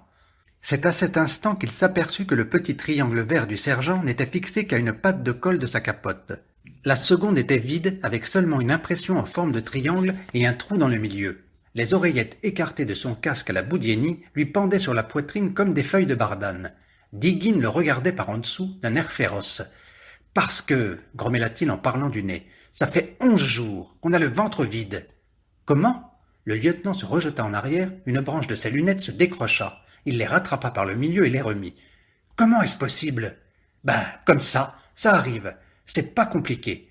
Mais vous avez vos bons. On va pas bouffer du papier, non ? Mais comment êtes-vous encore en vie ? On n'est pas mort, voilà. Comment êtes-vous encore en vie ? Cette question stupide et puérile du binoclard eut le don de mettre en rage Digine, qui se dit qu'ici aussi, à la gare de Kotchetovka, il n'obtiendrait rien. Comment êtes-vous encore en vie ? Ce n'était pas la nature, mais la faim et la fureur qui lui avaient fait ses mâchoires saillantes, et examina d'un regard lourd de haine, un regard de trimardeur de la Volga, cet adjoint au commissaire, blond, dans son bureau propre et chaud. 7 jours auparavant, ils avaient mis la main sur un tas de betteraves dans une gare, en avaient bourré leurs sacs, et toute la semaine ils les cuisaient nature dans leur marmite, et en mangeaient. Cette nourriture les faisait vomir, leurs intestins les refusaient. 2 nuits plus tôt, à la gare Alexandre Nevski, Digine avait regardé ses camarades, des soldats rappelés tenaillés par la faim. Ils étaient tous plus âgés que lui, et lui n'était plus bien jeune. Et il s'était levé, animé d'une décision subite. Le vent hurlait sous les wagons, sifflait dans les fentes, il fallait calmer ses crampes de l'estomac, lui donner n'importe quoi, même en petite quantité. Il sortit dans les ténèbres. 1h30 plus tard, il rentrait et jetait 3 miches de pain sur une couchette. Le soldat assis à côté en resta pantois. « Il y en a un de blanc ?»« Vrai, dit indifféremment Digine, en l'apercevant. Je ne l'avais même pas vu. Il n'était pas question d'aller raconter ça au commissaire. Comment êtes-vous encore en vie ? 4 soldats traversaient depuis 10 jours leur propre pays comme s'ils avaient parcouru un désert. Ils escortaient 25 000 pelles de sapeurs enduites de graisse d'usine. Et elles allaient, cela Digine le savait depuis le début, de Gorki à Tbilissi. Mais toutes les autres marchandises étaient sans doute plus urgentes que ce chargement froid, enduit d'une couche de graisse figée. Ils entamaient leur 3e semaine de voyage et n'avaient pas encore couvert la moitié du trajet. Le dernier dispatcher venu décrochait, s'il n'avait pas un poil dans la main, leurs 4 wagons et les laissait en plan dans n'importe quelle gare de dernière importance. Ils avaient touché 3 jours de ration à Gorki, puis 3 autres à Saransk, et ils n'avaient pas été fichus depuis de tomber sur un centre de ravitaillement ouvert. À la rigueur, ils l'auraient toléré. Ils auraient accepté de se serrer la ceinture 5 autres jours s'ils savaient qu'ensuite ils récupéreraient les rations de la quinzaine passée. Mais ce qui faisait crier leur estomac et gémir leur cœur était le règlement en vigueur dans tous les centres d'approvisionnement. On ne donne rien en retard. Les bons périmés sont perdus à jamais. Mais pourquoi est-ce qu'on ne vous a rien délivré ? Arriva à dire le lieutenant. Et vous, est-ce que vous le ferez ? Dit Digine en desserrant les dents. En sautant du wagon, ils avaient interrogé le premier soldat venu, lequel assurait qu'il y avait bien un centre d'approvisionnement à la gare. Mais la nuit tombait, et en vertu du règlement, il était vain d'aller frapper au guichet. Le sergent Gaïdoukov en avait oublié son allègre garde à vous devant l'officier et s'était tourné vers Digin. Et à présent, son long bras lui secouait l'épaule. « Mon petit vieux, pourquoi tu n'as rien dit? On va te passer quelque chose, et tout de suite !» Digin ne vacilla pas sous cette poigne. Il ne se tourna pas, il fixait toujours l'adjoint du commissaire d'un œil morne. Il était écœuré de lui-même de s'être montré si peu dégourdi, lui et ses vieux compagnons. Pendant tous les 11 jours, il n'avait rien demandé à personne, civil ou militaire. Il savait qu'à une époque pareille, nul n'avait une bouchée de trop à offrir. Aucun voyageur n'avait demandé de place dans leur fourgon, sans cesse décroché, abandonné. Ils avaient épuisé leur tabac. Comme le fourgon était plein de fissures, ils avaient condamné avec des planchettes 3 fenêtres sur 4, si bien que même le jour, il y faisait noir. Désespérant de tout, ils continuaient tout juste à alimenter leur feu, et pendant les longs arrêts, un jour, 2 parfois, ils se groupaient autour de leurs poêles sombres, faisant bouillir leurs betteraves dans des gamelles, et les piquant du couteau, sans rien dire. D'un saut vif, Gaïdoukov se mit en position réglementaire. « Puis-je disposer, camarade lieutenant ?»« Allez !» Il se sauva. Leurs mains amicales allaient offrir aux copains gruau et tabac. Ils n'avaient encore rien demandé à cette vieille femme qu'ils avaient en plus accueillie. Eh bien, à présent, il faudrait qu'elle donne quelque chose aux camarades, et il fallait aussi frapper à la valise de l'inspecteur. Il serait bien forcé d'entendre. « Oui, mais c'est 6 heures passées, réfléchissait le lieutenant. Notre centre d'approvisionnement est fermé. »« C'est que tous, ils sont toujours fermés. C'est ouvert que de 10 heures à 5 heures. À Penza, j'ai pris la queue. Voilà qu'on me crie que mon train part. À Morchansk, on est passé de nuit, et à Riajsk, pareil. »« Attends, dit le lieutenant avec empressement. Je ne vais pas laisser les choses comme ça. Tu vas voir. » Il prit le récepteur de son téléphone de campagne et laissa sonner longuement. Personne. Alors il refit sonner 3 fois. Personne. Ah, l'animal! Encore 3 sonneries. C'est toi, Gouskov? Oui, camarade lieutenant. Pourquoi n'as-tu pas un planton au téléphone? Il vient de sortir. J'ai trouvé du lait aigre. Vous voulez que je vous en rapporte, camarade lieutenant? Sottise, je n'ai besoin de rien. Ce n'était pas pour Digin. Il interdisait tout le temps à Gouskov de lui apporter quoi que ce soit. Question de principe. Et aussi pour que leur rapport de service ne soit pas entaché. Sinon, il n'y aurait plus moyen de le faire travailler. Zotov, au contraire, avait même été informé que le capitaine Gouskov manquait de discipline. « Gouskov, voilà ce qui se passe. Un groupe d'escorte de 4 hommes vient d'arriver. Voilà 11 jours qu'ils ne touchent pas leur bon. » Gouskov émit un sifflement dans l'appareil. « Ben ma parole, pour des endormis, c'est tombé comme ça. Il faut les tirer d'affaire. Tu m'écoutes? Il faut que tu te débrouilles pour faire venir Tchitchitchev et Samorukov, qu'ils leur délivrent leurs rations. Mais où voulez-vous que je les pêche? C'est facile, ça. Où? Mais chez eux, pardi. Il y a une de ces gadous à s'enfoncer jusqu'aux genoux. Et puis il fait noir comme... Tchitchitchev habite tout près. Oui, mais Samorukov, de l'autre côté des voies. Celui-là, pour rien au monde, il ne voudra venir, camarade lieutenant. Tchitchitchev voudra bien. Le comptable Tchitchitchev était un réserviste rappelé. On lui avait collé les 4 épingles, mais nul ne l'avait vu sous l'uniforme. Ce n'était qu'un comptable ordinaire, d'âge mûr, atteint de déformation professionnelle aiguë, incapable de parler sans son boulier. Quelle heure est-il? 5 heures. Et pour qu'on comprenne, séance tenante, il marquait 5 sur son boulier d'un geste vigoureux. Ou bien il disait, si un homme est de pousser une boule, a du mal à vivre seul, il va, et de pousser une deuxième vers la première, se marier. Quand il était isolé de la queue grondante qui lui tendait ses tickets par une fenêtre fermée et une grille où seul un petit guichet était réservé aux mains qui se tendaient, Tchitchitchev se montrait très dur, engueulait les soldats, repoussait les mains et refermait son guichet pour éviter les courants d'air. Mais s'il lui fallait sortir parmi la foule ou qu'un groupe d'hommes entrait dans son cagibi, il enfonçait instantanément sa tête ronde dans ses petites épaules, leur disait « mes amis » et apportait ses tampons. Il était également affairé et serviable envers les supérieurs, n'osant rien refuser à tous ceux qui portaient des insignes de lieutenant. Zotov se disait que le centre d'approvisionnement n'était pas tenu de recevoir d'ordre de l'adjoint au commandant, mais que Tchitchitchev ne lui refuserait pas ce service. « Samorukov ne voudra pas venir », insistait Gouskov. Samorukov avait lui aussi rang d'adjudant-chef, mais il considérait les lieutenants avec dédain. Ce loup repu, pétant la santé, n'était somme toute que simple magasinier, distributeur du centre de ravitaillement, mais il se comportait comme s'il avait les 4 rectangles de colonel. Il arrivait au dépôt gonflé de dignité avec un quart d'heure de retard, vérifiait les scellés, ouvrait les cadenas, relevait le volet et le calait au montant, l'air de vous faire une grâce peint sur son visage joufflu à l'aspect peu engageant.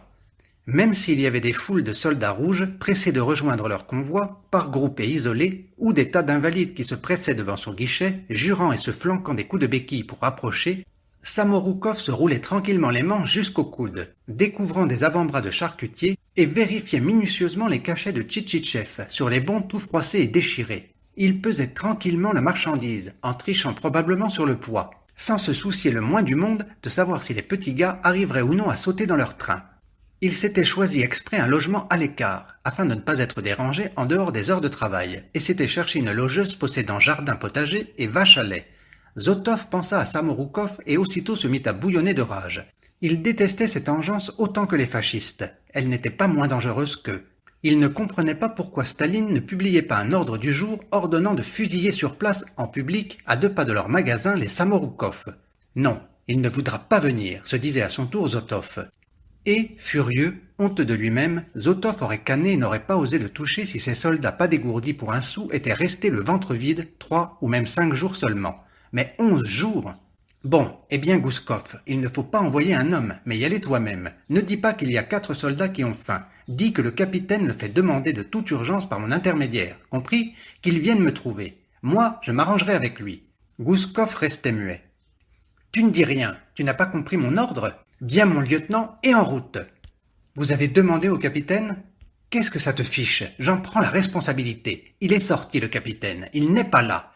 Le capitaine ne lui donnera pas un ordre pareil, raisonnait Gouskov. Ça ne se fait pas de retirer et de remettre les scellés en pleine nuit pour 2 pains et 3 harengs. C'était bien vrai. Et puis, qu'est-ce qu'on a besoin de se presser comme ça, poursuivait Gouskov. Ils n'ont qu'à attendre jusqu'à demain matin 10 heures. Une nuit, en voilà une affaire. N'ont qu'à se coucher sur le ventre et à se mettre leur dos dessus. Mais leur train va partir tout de suite. C'est un rapide. Ce serait dommage de les décrocher. Ils sont suffisamment restés en souffrance. On attend quelque part leur chargement. On en a besoin quelque part.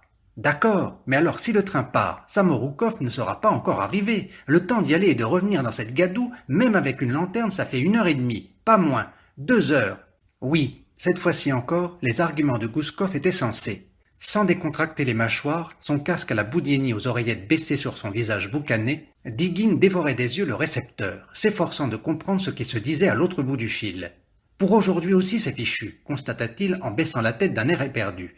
Zokov soupira, appuya sur le levier afin que Gouskov n'entendît pas. « Qu'est-ce qu'on y peut faire, mon ami? Ça ne marche pas aujourd'hui. Vous devriez peut-être aller jusqu'à Griadzi avec ce rapide. C'est un bon train. Vous serez rendu demain matin. » Et il l'aurait probablement convaincu si Digin n'avait pas flairé en lui un point faible. « Je ne partirai pas. Mettez-moi aux arrêts si vous voulez. Je ne partirai pas. » Une main frappa au carreau de la porte. Un citoyen rondelet, en large casquette de laine, pied de poule gris et noir, était debout sur le seuil. Il devait demander la permission d'entrer avec un salut courtois, mais on n'entendait rien dans le bureau. « Eh bien, entrez donc !» cria Zotov. Il appuya sur le levier. « C'est bon, Gouskov, raccroche, je vais voir ça. » L'inconnu dehors ne comprit pas tout de suite. Enfin, il entr'ouvrit la porte et à nouveau « Puis-je entrer ?»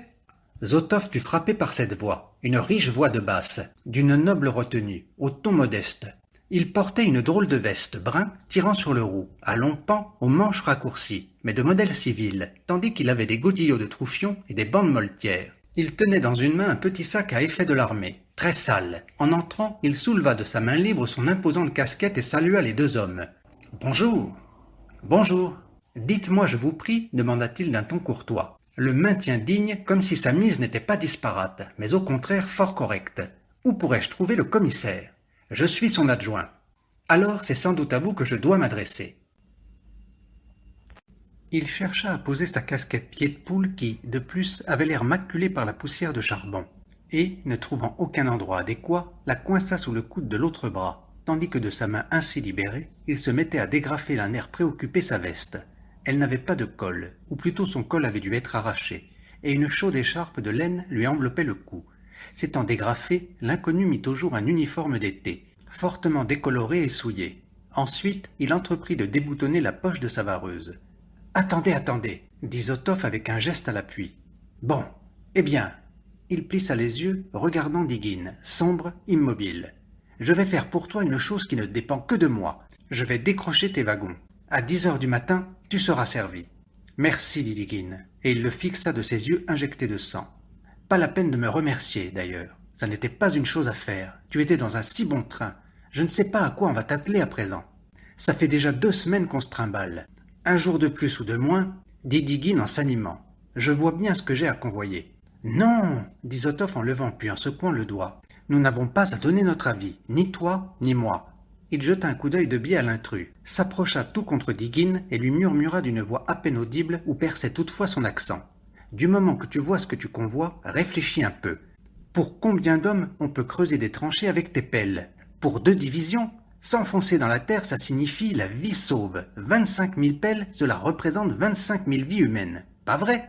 Zotov jeta un nouveau coup d'œil oblique à l'inconnu. Celui-ci, comprenant qu'il était de trop, recula jusqu'au mur, se retourna, et de sa main libre, il couvrait à tour de rôle, non, réchauffait ses oreilles. Quoi? Vous avez froid? Dit bien fort Zotov en riant. L'homme se retourna, le sourire aux lèvres. Vous savez, le temps s'est terriblement refroidi. Il y a un vent épouvantable, et humide avec ça. Oui, en effet, le vent sifflait en heurtant l'angle du bâtiment et faisait teinter le carreau mal fixé de la fenêtre droite, derrière le store, et cette flotte qui rejaillissait de la gouttière. Ce drôle de bonhomme, parasé, avait un sourire très sympathique qui vous ouvrait le cœur. Il n'avait pas non plus la boule à zéro. Des cheveux souples, courts et peu épais, arrivaient à couvrir sa grosse tête. Des traînées de mèches blanches leur donnaient des reflets argentés. Il ne ressemblait ni à un militaire, ni à un civil. Voici. Il tenait en main un papier tout prêt. Voici ma... Un instant. Zotov prit le papier sans le regarder. Vous... Asseyez-vous, sur cette chaise. Allez. Après avoir jeté un autre coup d'œil sur l'invraisemblable veste, il revint à sa table, ramassa son code, ses bordereaux, les enferma dans son coffre, fit signe à Digin et se rendit avec lui chez Valia. Elle s'évertuait à démontrer Dieu sait quoi au téléphone. Frossia se séchait, accroupie devant le poêle. Zotov s'approcha de Valia, lui prit la main, celle qui tenait le téléphone. « Ma petite Valia !» La jeune fille se retourna vivement et le regarda d'un air enjoué. Tant il lui avait semblé sentir de tendresse dans sa façon de prendre et de tenir sa main. Mais elle achevait sa communication. « Le 10-02 entre en gare, on n'a rien à faire avec. Aiguille-le sur Tambov, Petrovitch. »« Mon petit, envoie tout de suite Frossia marquer ces 4 wagons, ou les montrer directement au décrocheur. Le sergent va l'accompagner. Il faut que le dispatcher les fasse décrocher et les laisse en voie de garage. Jusqu'à demain. » Frossia, toujours assise à croupeton, tourna son grand visage austère vers le lieutenant et remua la lèvre. « Bien, Vassili Vassilievitch, répondit Valia souriante.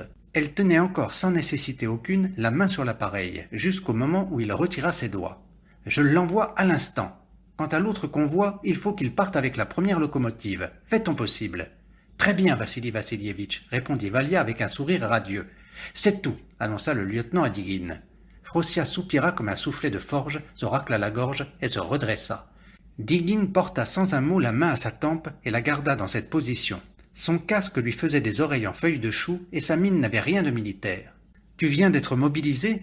Ouvrier probablement. »« Oui. » Digin regardait le lieutenant fixement avec gratitude. « Remets ton triangle, conseilla Zotov en lui montrant sa patte de colle vide. « J'en ai pas. Il s'est cassé.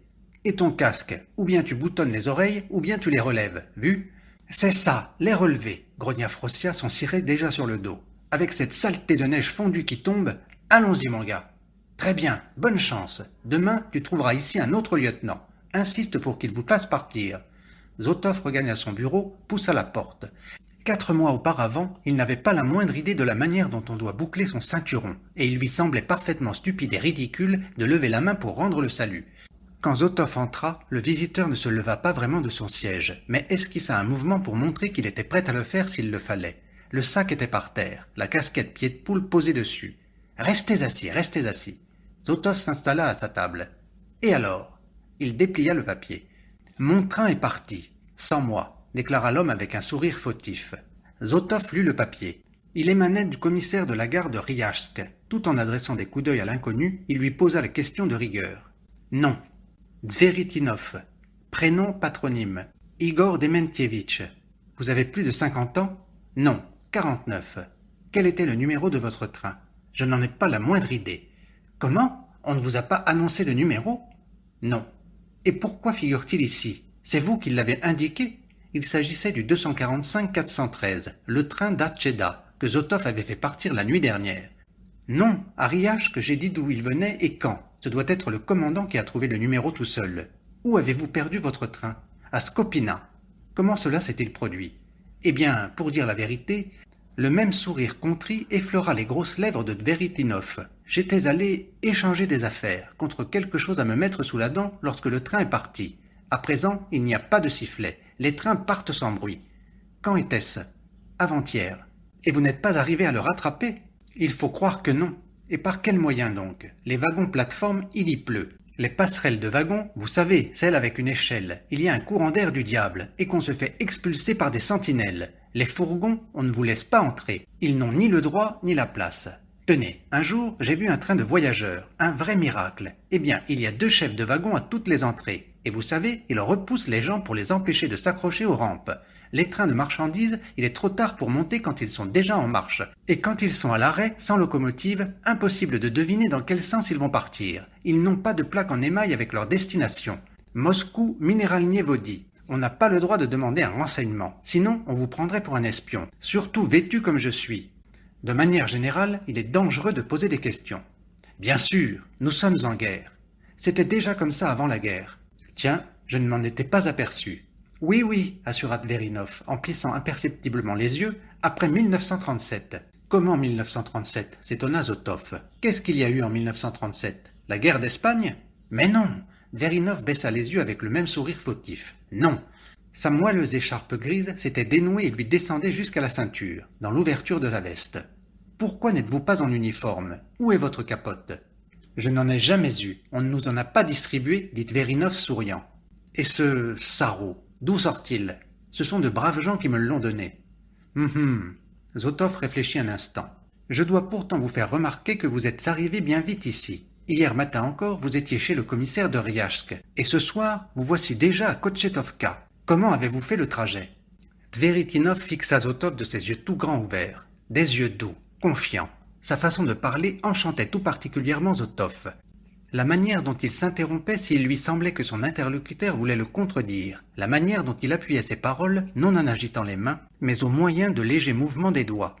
J'ai eu une chance inouïe. Je suis monté dans un wagon tombereau à je ne sais plus quelle gare. Depuis 2 jours, je commence à m'y connaître en fait de terminologie ferroviaire. Wagon tombereau. Je m'imaginais que cela devait avoir quelque chose du wagon, ne serait-ce qu'un bout de toit. Je grimpe à l'échelle, rien qu'une fosse en fer, un piège à loup et pas moyen de s'asseoir ni de s'appuyer. Il y avait eu du charbon avant, et, en marche, la poussière voltigeait et tourbillonnait sans arrêt. J'ai eu mon compte, et par-dessus le marché, la pluie qui se met à tomber. Mais alors, qu'est-ce qui vous fait dire que vous avez eu de la chance? Demanda Zotov en riant aux éclats. Je ne comprends pas. Et vos habits, regardez-moi dans quel état ils sont. Quand il riait, 2 grands et sympathiques sillons se creusaient de part et d'autre de ses lèvres et montaient jusqu'à son étavelé. C'est quand je suis descendu de mon wagon tombereau, je me suis secoué, débarbouillé, et j'ai vu accrocher un train à une locomotive, direction sud. J'ai couru tout le long du convoi, pas le moindre fourgon habité, toutes les portières plombées. Et tout d'un coup, j'aperçois un camarade qui sort, satisfait un besoin naturel, et regrimpe dans un wagon pas chauffé, mais ouvert. Je le suis, et figurez-vous que le wagon était plein à craquer des couvertures molletonnées. Et il n'était pas plombé? Non!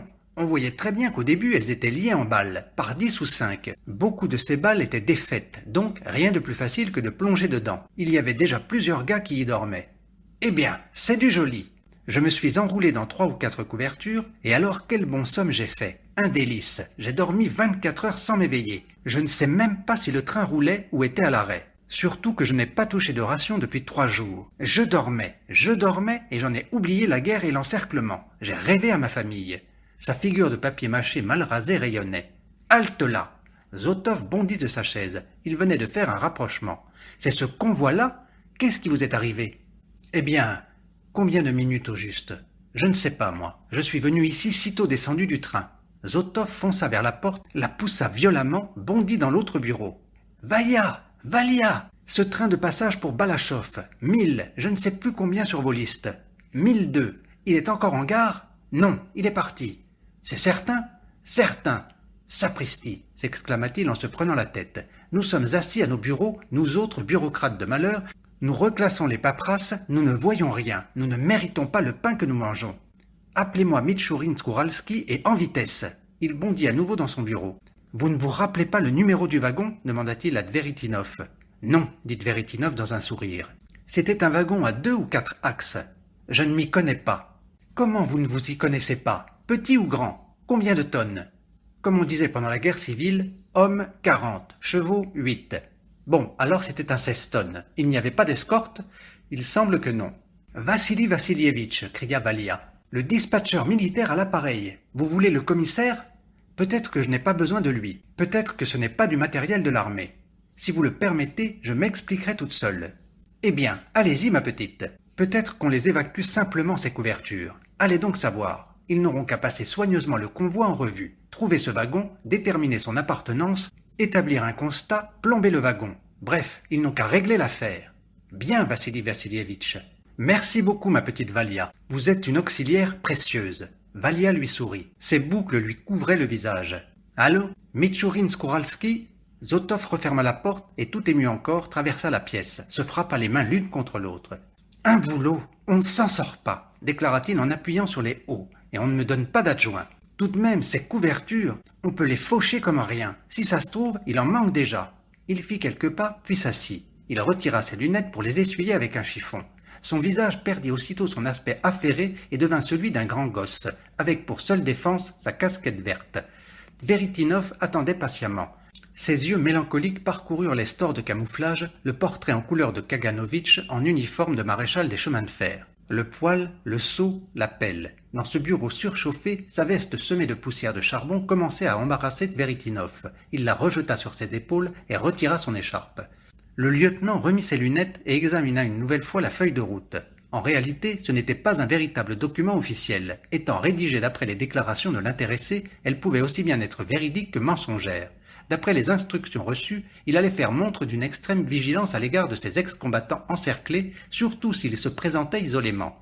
Veritinov ne pouvait démontrer qu'il avait vraiment raté son train à Skopina. Et si c'était à Pavelets?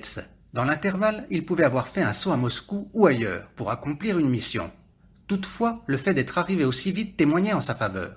Oui, mais qu'est-ce qui garantissait qu'il était bien descendu du train en question? Ainsi, vous étiez bien au chaud durant votre voyage. Bien sûr que oui, j'aurais continué avec plaisir. Pourquoi alors êtes-vous descendu? Pour me présenter à vous, c'est ce qu'on m'avait dit de faire à Riajsk. Tous les traits de la grosse tête de Veritinov étaient accusés. Front large et dégagé, sourcils fournis, nez volumineux. Son menton et ses joues étaient envahis par des poils uniformément grisonnants. Comment avez-vous su que vous vous trouviez à Kotchetovka? Il y avait un Géorgien qui dormait à côté de moi. C'est lui qui me l'a dit. Un militaire? Quel grade? Je ne sais pas. Il n'a fait que sortir sa tête des couvertures. Veritinov était gagné par la tristesse, comme si à chaque réponse, il perdait quelque chose. C'est bon, dit Zotov en repoussant la feuille de route. Qu'est-ce que vous avez comme autre papier? Mais rien du tout, répondit Veritinov avec un sourire affligé. Où est-ce que vous voulez que j'en prenne? Ah, oui, rien. Quand nous étions encerclés, tous ceux qui en avaient les ont détruits. Bon, mais après, quand vous êtes rentrés en territoire soviétique, on a quand même dû vous remettre quelque chose. Non, rien. On a établi des listes, on nous a répartis par groupe de 40 et on nous a embarqués dans le train. Effectivement, on avait dû agir ainsi. Tant qu'on est avec les camarades, on est incorporé au groupe et les papiers sont inutiles.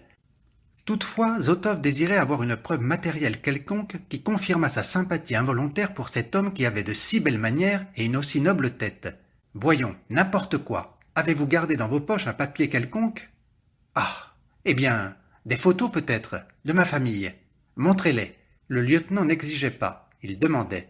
Les sourcils de Veritinov remontèrent légèrement. Il avait encore ce sourire distrait ou qui n'arrivait pas à s'exprimer. Il sortit de la même poche de sa vareuse, l'autre ne fermait pas, le bouton manquait. Un paquet plat de gros papier orange. Il le déplia sur ses genoux, en tira 2 photos de 9 par 12, les regarda l'une après l'autre et se souleva de son siège pour les remettre au lieutenant. La chaise était assez près de la table et Zotov se pencha pour saisir les photos. Il se mit à les regarder, tandis que Veritinov, qui tenait toujours le papier d'emballage ouvert sur son genou, redressait le dos et essayait lui aussi de les regarder de loin. Une des photographies prises dans un petit jardin par une belle journée ensoleillée, vraisemblablement au début du printemps, les feuilles étaient encore minuscules et au fond des arbres on voyait des jours. Représentait une fillette d'environ 14 ans en robe grise à rayures serrées à la taille. Un cou long et maigre qui sortait du col ouvert, une figure allongée, menue, qui, bien qu'immobile sur la photo, semblait frémir. Il y avait dans toute cette photo quelque chose d'inachevé, d'inexprimé, si bien qu'au lieu d'être gaie, elle vous étreignait le cœur. La fillette plut beaucoup à Zotov, ses lèvres s'écartèrent. « Mais comment s'appelle-t-elle » demanda-t-il à mi-voix. Veritinov avait les yeux clos. « Lialia » répondit-il plus doucement encore. Puis il ouvrit les paupières et corrigea. « Irina. Quand a-t-elle été prise ?»« Cette année. »« Où ça ?»« Aux environs de Moscou. »« 6 mois. 6 mois s'étaient écoulés depuis l'instant où quelqu'un avait dit « Ma petite Lialia, je te prends en photo. » et avait appuyé sur l'obturateur et depuis, par dizaines de milliers, les gueules de canon avaient grondé. Par millions, les fontaines de terre noire avaient jailli. Par millions, les hommes avaient été entraînés dans une sorte de carrousel infernal. Qui venu à pied de Lituanie, qui venu en train d'Iboursk. Et, à présent, dans cette gare où la bise glaciale poussait une pluie mêlée de neige, où des convois entiers restaient en souffrance, où des gens s'agglutinaient le jour, foule insensée, et dormaient pêle-mêle la nuit sur des planchers noirs, comment pouvait-on croire dans cette gare que ce charmant jardin, que cette fillette, que cette robe existassent encore sur terre? La seconde photo représentait une femme et un petit garçon assis côte à côte sur un divan, occupés à examiner un grand livre avec des images sur toute la page. La maman était, elle aussi, mince, fine, grande sûrement. Le petit garçon, âgé de 7 ans, le visage arrondi avec une expression d'extrême intelligence, regardait non le livre, mais sa mère, qui lui expliquait quelque chose. Il avait les mêmes gros yeux que son père. Dans l'ensemble, tous les meubles de la famille avaient une certaine allure de distinction. Zotov ne s'était jamais trouvé en compagnie de pareille famille. Pourtant, la fréquentation de la galerie Tretiakov, des théâtres, certaines lectures aussi avaient laissé dans sa mémoire d'insensibles témoignages que de telles familles existaient. Leur confort raffiné s'exhalait de ces deux photos. Zotov remarqua en les restituant. « Mais vous avez chaud, mettez-vous à l'aise. »« Oui, acquiesça Veritinov. Il retira sa veste. Il ne savait où la poser. « Là-dessus, sur le divan. » indiqua Zotov en faisant le geste de l'y mettre. Les pièces, les déchirures, les boutons disparates de l'uniforme d'été ressortaient à présent, ainsi que les moletières maladroitement enroulées. Les bandes trop lâches avaient glissé et ballotté sur les jambes. Tout l'accoutrement de l'inconnu semblait narguer sa grosse tête argentée. Zotov ne cherchait plus à réfréner sa sympathie pour cet homme équilibré qui lui avait plu dès l'abord, non sans raison. « Et qui êtes-vous » demanda-t-il avec respect. Veritinov, qui enveloppait avec tristesse les photos dans le papier orange, eut un petit rire en énonçant sa réponse. « Je suis comédien. »« Ah oui » s'exclama Zotov stupéfait. « Comment ne l'ai-je pas deviné tout de suite? Vous avez tout l'air d'un comédien. » Dans le moment présent, il y ressemblait moins que tout. Artiste émérite, probablement. Non. Et où jouiez-vous? Au théâtre dramatique à Moscou. Je ne suis allé qu'une fois au théâtre à Moscou. C'était au théâtre d'art, au cours d'une sortie collective dans la capitale. Mais à Ivanovo, j'allais souvent au théâtre. Vous n'avez pas vu le nouveau théâtre d'Ivanovo? Non. Vu du dehors, c'est quelconque. Une boîte grise, style béton armé. Mais à l'intérieur, c'est splendide. J'aimais beaucoup aller au théâtre. Pour moi, ce n'est pas seulement un divertissement. On s'instruit au théâtre, n'est-ce pas? Pendant ce temps, évidemment, les constats pour le convoi incendié réclamaient qu'il s'occupât d'eux. Mais, de toute manière, il fallait 2 journées entières de travail. Alors qu'il était si flatteur de faire la connaissance d'un grand comédien et de bavarder un petit moment avec lui. Quel rôle avez-vous interprété? De nombreux rôles, répondit Veritinov, avec un sourire triste. En tant d'années, je ne saurais même pas les citer tous. Oui, mais encore. Par exemple. Eh bien, le lieutenant-colonel Verchinin, le docteur Rank. Oui. Zotov n'avait pas souvenance de ces rôles. Les pièces de Gorky, vous ne les avez pas jouées? Bien sûr que si. C'est ce que je préférais, moi, les pièces de Gorky. Et de manière générale, Gorky. Le plus intelligent, le plus humain, le plus grand de nos écrivains. Vous ne trouvez pas?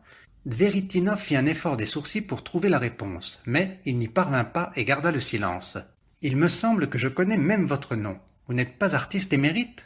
Zotov avait légèrement rougi tant cette conversation lui faisait plaisir. Si j'étais artiste émérite, répondit Veritinov en écartant un peu les bras, je ne serais certainement pas ici en ce moment. Pourquoi? Ah oui, bien sûr, vous n'auriez pas été mobilisé. Nous n'avons pas été mobilisés. Nous faisions partie des milices populaires, engagés volontaires. Alors, il y a sûrement eu des artistes émérites qui ne se sont engagés volontaires. Tous le faisaient, à commencer par les metteurs en scène. Mais à un moment donné, quelqu'un a tiré un trait après un certain numéro. Ceux qui étaient au-dessus du trait sont restés. Ceux qui étaient au-dessous du trait sont partis. Vous avez subi un entraînement pendant quelques jours pour le combat à la baïonnette, avec des bâtons, et pour le lancement des grenades en bois. Les yeux de Veritinov étaient incrustés en un point précis du plancher, à telle enseigne qu'ils semblaient de verre. Et ensuite, on vous a donné des armes? Oui, on nous a distribué des fusils alors que notre unité était en marche, modèle 1891. Nous sommes allés à pied jusqu'à Vyazma, et aux environs de Vyazma, nous avons été pris en tenaille. Il y a eu beaucoup de tués? À mon avis, la plupart ont été faits prisonniers. Nous formions un petit groupe qui a fusionné avec des combattants du front encerclés, et ce sont eux qui nous ont sortis d'affaire. Je n'ai même pas l'idée de l'emplacement du front. Vous avez des cartes? Il n'y a pas de cartes, les communiqués sont imprécis, mais je peux vous dire que Sébastopol, plus un morceau de Crimée, est à nous. Taganrog aussi. Nous tenons le bassin de Donetsk. Par contre, Orel et Koursk sont entre leurs mains. Ah là là! Et les environs de Moscou? C'est là qu'on y comprend goutte. On se bat presque dans la zone suburbaine. Leningrad est complètement coupé. Le front de Zotov, le pourtour de ses yeux se plissèrent en rides douloureuses. Et moi qui ne peux pas me faire envoyer au front. Vous en aurez l'occasion. Allez. Pour cette raison seulement que la guerre durera plus d'une année. Vous avez été étudiant? Oui. Pratiquement, nous avons soutenu nos projets de fin d'études au premier jour de la guerre. Si on peut appeler ça une soutenance. Nous devions les préparer pour décembre. Voilà qu'on nous dit, tous ceux qui ont des croquis, des calculs, qu'ils nous les amènent et ça suffira comme ça. Zotov trouvait le sujet intéressant. Il se sentait à son aise et les mots se bousculaient dans sa gorge pour tout raconter d'une traite. 5 ans entiers. Eh oui, quand nous sommes entrés à l'Institut, Franco s'était déjà rebellé. Puis on a cédé l'Autriche, la Tchécoslovaquie, le début de la guerre mondiale, de la guerre de Finlande, l'invasion de la France, de la Grèce, de la Yougoslavie. Avec quel état d'esprit voulez-vous que nous étudions les machines textiles? Mais cela importe peu. Sitôt diplômés, mes camarades ont été envoyés dans un centre d'instruction à l'académie de mécanique. Et moi non, à cause de mes mauvais yeux. Je suis extrêmement myope. Chaque jour, j'allais assiéger le centre de recrutement, chaque jour. J'ai l'expérience depuis 1937. La seule chose que j'ai jamais obtenue, ça a été une affectation à l'école d'intendance. Bon, d'accord. Mon affectation en poche, je suis passé par Moscou et je me suis faufilé au commissariat à la défense. Je me suis adressé à un vieux colonel. Il était terriblement pressé, en train de boucler sa serviette. Eh bien voilà, dis-je, je suis ingénieur, je ne veux pas aller dans l'intendance. Montrez-moi votre diplôme. Mon diplôme, je ne l'avais pas. Bon, je vais te poser une seule et unique question. Si tu y réponds, ça veut dire que c'est vrai. Qu'est-ce qu'une manivelle? Je lui débite d'une traite une pièce fixée sur l'arbre de transmission et articulée à la bielle pour. Il a barré à l'école d'intendance et écrit « École du train » et il s'est sauvé avec sa serviette. Moi, je jubilais. Je suis arrivé à l'école, les admissions étaient closes. Il n'y avait que des cours de commissaire ferroviaire. La manivelle ne m'a servi à rien. Vassili savait que ce n'était pas le moment de bavarder, de débiter ses souvenirs, mais les occasions étaient si rares de se confier à un homme cultivé, attentif. « Vous fumez sûrement » s'avisa Vassili en jetant un coup d'œil sur la feuille de route. « Fumez, je vous en prie, Igor Dementievitch. Voici du tabac, voici du papier. J'ai droit à une ration, mais je ne fume pas. » Il sortit de son tiroir un paquet de tabac doux à peine entamé et le présenta à Igor Dementievitch. « Je fume en effet, » avoua celui-ci, et la délectation illumina son visage. Il se souleva, se pencha sur le paquet de tabac, mais ne roula pas immédiatement sa cigarette. Il commença par s'imprégner de l'odeur du tabac et parut même pousser un imperceptible gémissement. Puis il lut la marque et hochant la tête. « Du tabac d'Amérique !» Il se fit une grosse cigarette, passa la langue sur le papier et aussitôt Vassili fit flamber une allumette. « Et dans ces couvertures, personne ne fumait, non ?» demanda Zotov. « Je n'ai pas remarqué. » Igor Dementievitch s'appuya, envahi par la béatitude, au dossier de la chaise. « Il me semble que personne n'avait de tabac. Il fumait les yeux plissés. Et pourquoi avez-vous parlé de 1937 » demanda-t-il. « Vous n'avez tout de même pas oublié ce qui s'est passé à l'époque » se mit à raconter Vassili avec fougue. « La guerre d'Espagne, les fascistes à la cité universitaire, les brigades internationales, Guadalajara, Jarama, Teruel. Vous vous imaginez qu'on peut rester en place? On demande à étudier l'espagnol, on nous enseigne l'allemand. J'achète un manuel, un dictionnaire, je laisse tomber les interrogations, les examens, je me mets à l'espagnol. Je vois d'après la situation que nous participons à la lutte. Notre conscience révolutionnaire nous interdit de nous tenir à l'écart. Mais dans les journaux, motus. Comment aller en Espagne? Filer à Odessa et y embarquer. C'est de l'enfantillage. Et puis il y a les gardes-frontières. Alors je m'en vais trouver le chef du bureau de recrutement de la 4e section, de la 3e section, de la 2e section et de la 1re section. Envoyez-moi en Espagne. Ça les fait rire. T'es pas fou? Il n'y a aucun de nos compatriotes en Espagne. Qu'est-ce que tu vas y fiche? Je vois que vous aimez fumer. Allez, vous pouvez prendre tout le paquet. De toute manière, c'est seulement pour offrir. Et puis, j'en ai encore à la maison. Mais non, mettez-le dans votre sac. Je vous en prie. Bouclez-le et alors seulement je vous croirai. À présent, le tabac, c'est un vrai laissez-passer. Ça vous rendra service en route. Et alors, figurez-vous que je lis tout d'un coup dans l'Étoile rouge. Tous les journaux, je les lisais. Je lis une citation d'un journaliste français qui écrivait entre autres « L'Allemagne et l'URSS considèrent l'Espagne comme un polygone d'essai ». Moi, je suis pointilleux de nature. J'ai réclamé ce numéro à la bibliothèque, j'ai attendu 3 jours pour voir s'il n'y aurait pas un démenti de la rédaction. Rien. Alors je suis allé voir le chef du bureau de recrutement en personne et je lui ai dit « Lisez, il n'y a pas de démenti. C'est donc que nous nous battons en Espagne. Je vous prie de m'envoyer en Espagne, simple soldat. » Mais c'est qu'il assène à ce moment un de ses coups de poing sur la table. Pas de provocation, je vous prie. Qui vous a envoyé? Quand il le faudra, nous vous appellerons. Demi-tour, marche! Vassili riait de bon cœur en rappelant ses souvenirs. Des sillons creusaient à nouveau ses joues. Il se sentait parfaitement à son aise avec ce comédien, et l'envie le prenait de lui raconter la visite des marins espagnols au cours de laquelle il leur avait répondu en espagnol, de lui demander comment cela s'était passé quand il avait été encerclé, bref, de parler de la tournure prise par les événements avec cet homme éduqué, intelligent. Mais Valia entr'ouvrit la porte. « Vassili Vassilievitch, le dispatcher demande si vous avez quelque chose pour le 794. Sinon, nous lui laissons la voie. » Zotov jeta un coup d'œil sur son graphique. « Qu'est-ce que c'est déjà? Direction Povorino? Oui. Il est déjà ici? Il va arriver dans une dizaine de minutes. J'ai bien l'impression qu'il n'y a pas grand-chose à nous dedans. Qu'est-ce qu'il y a d'autre? Du matériel d'usine et quelques wagons de voyageurs.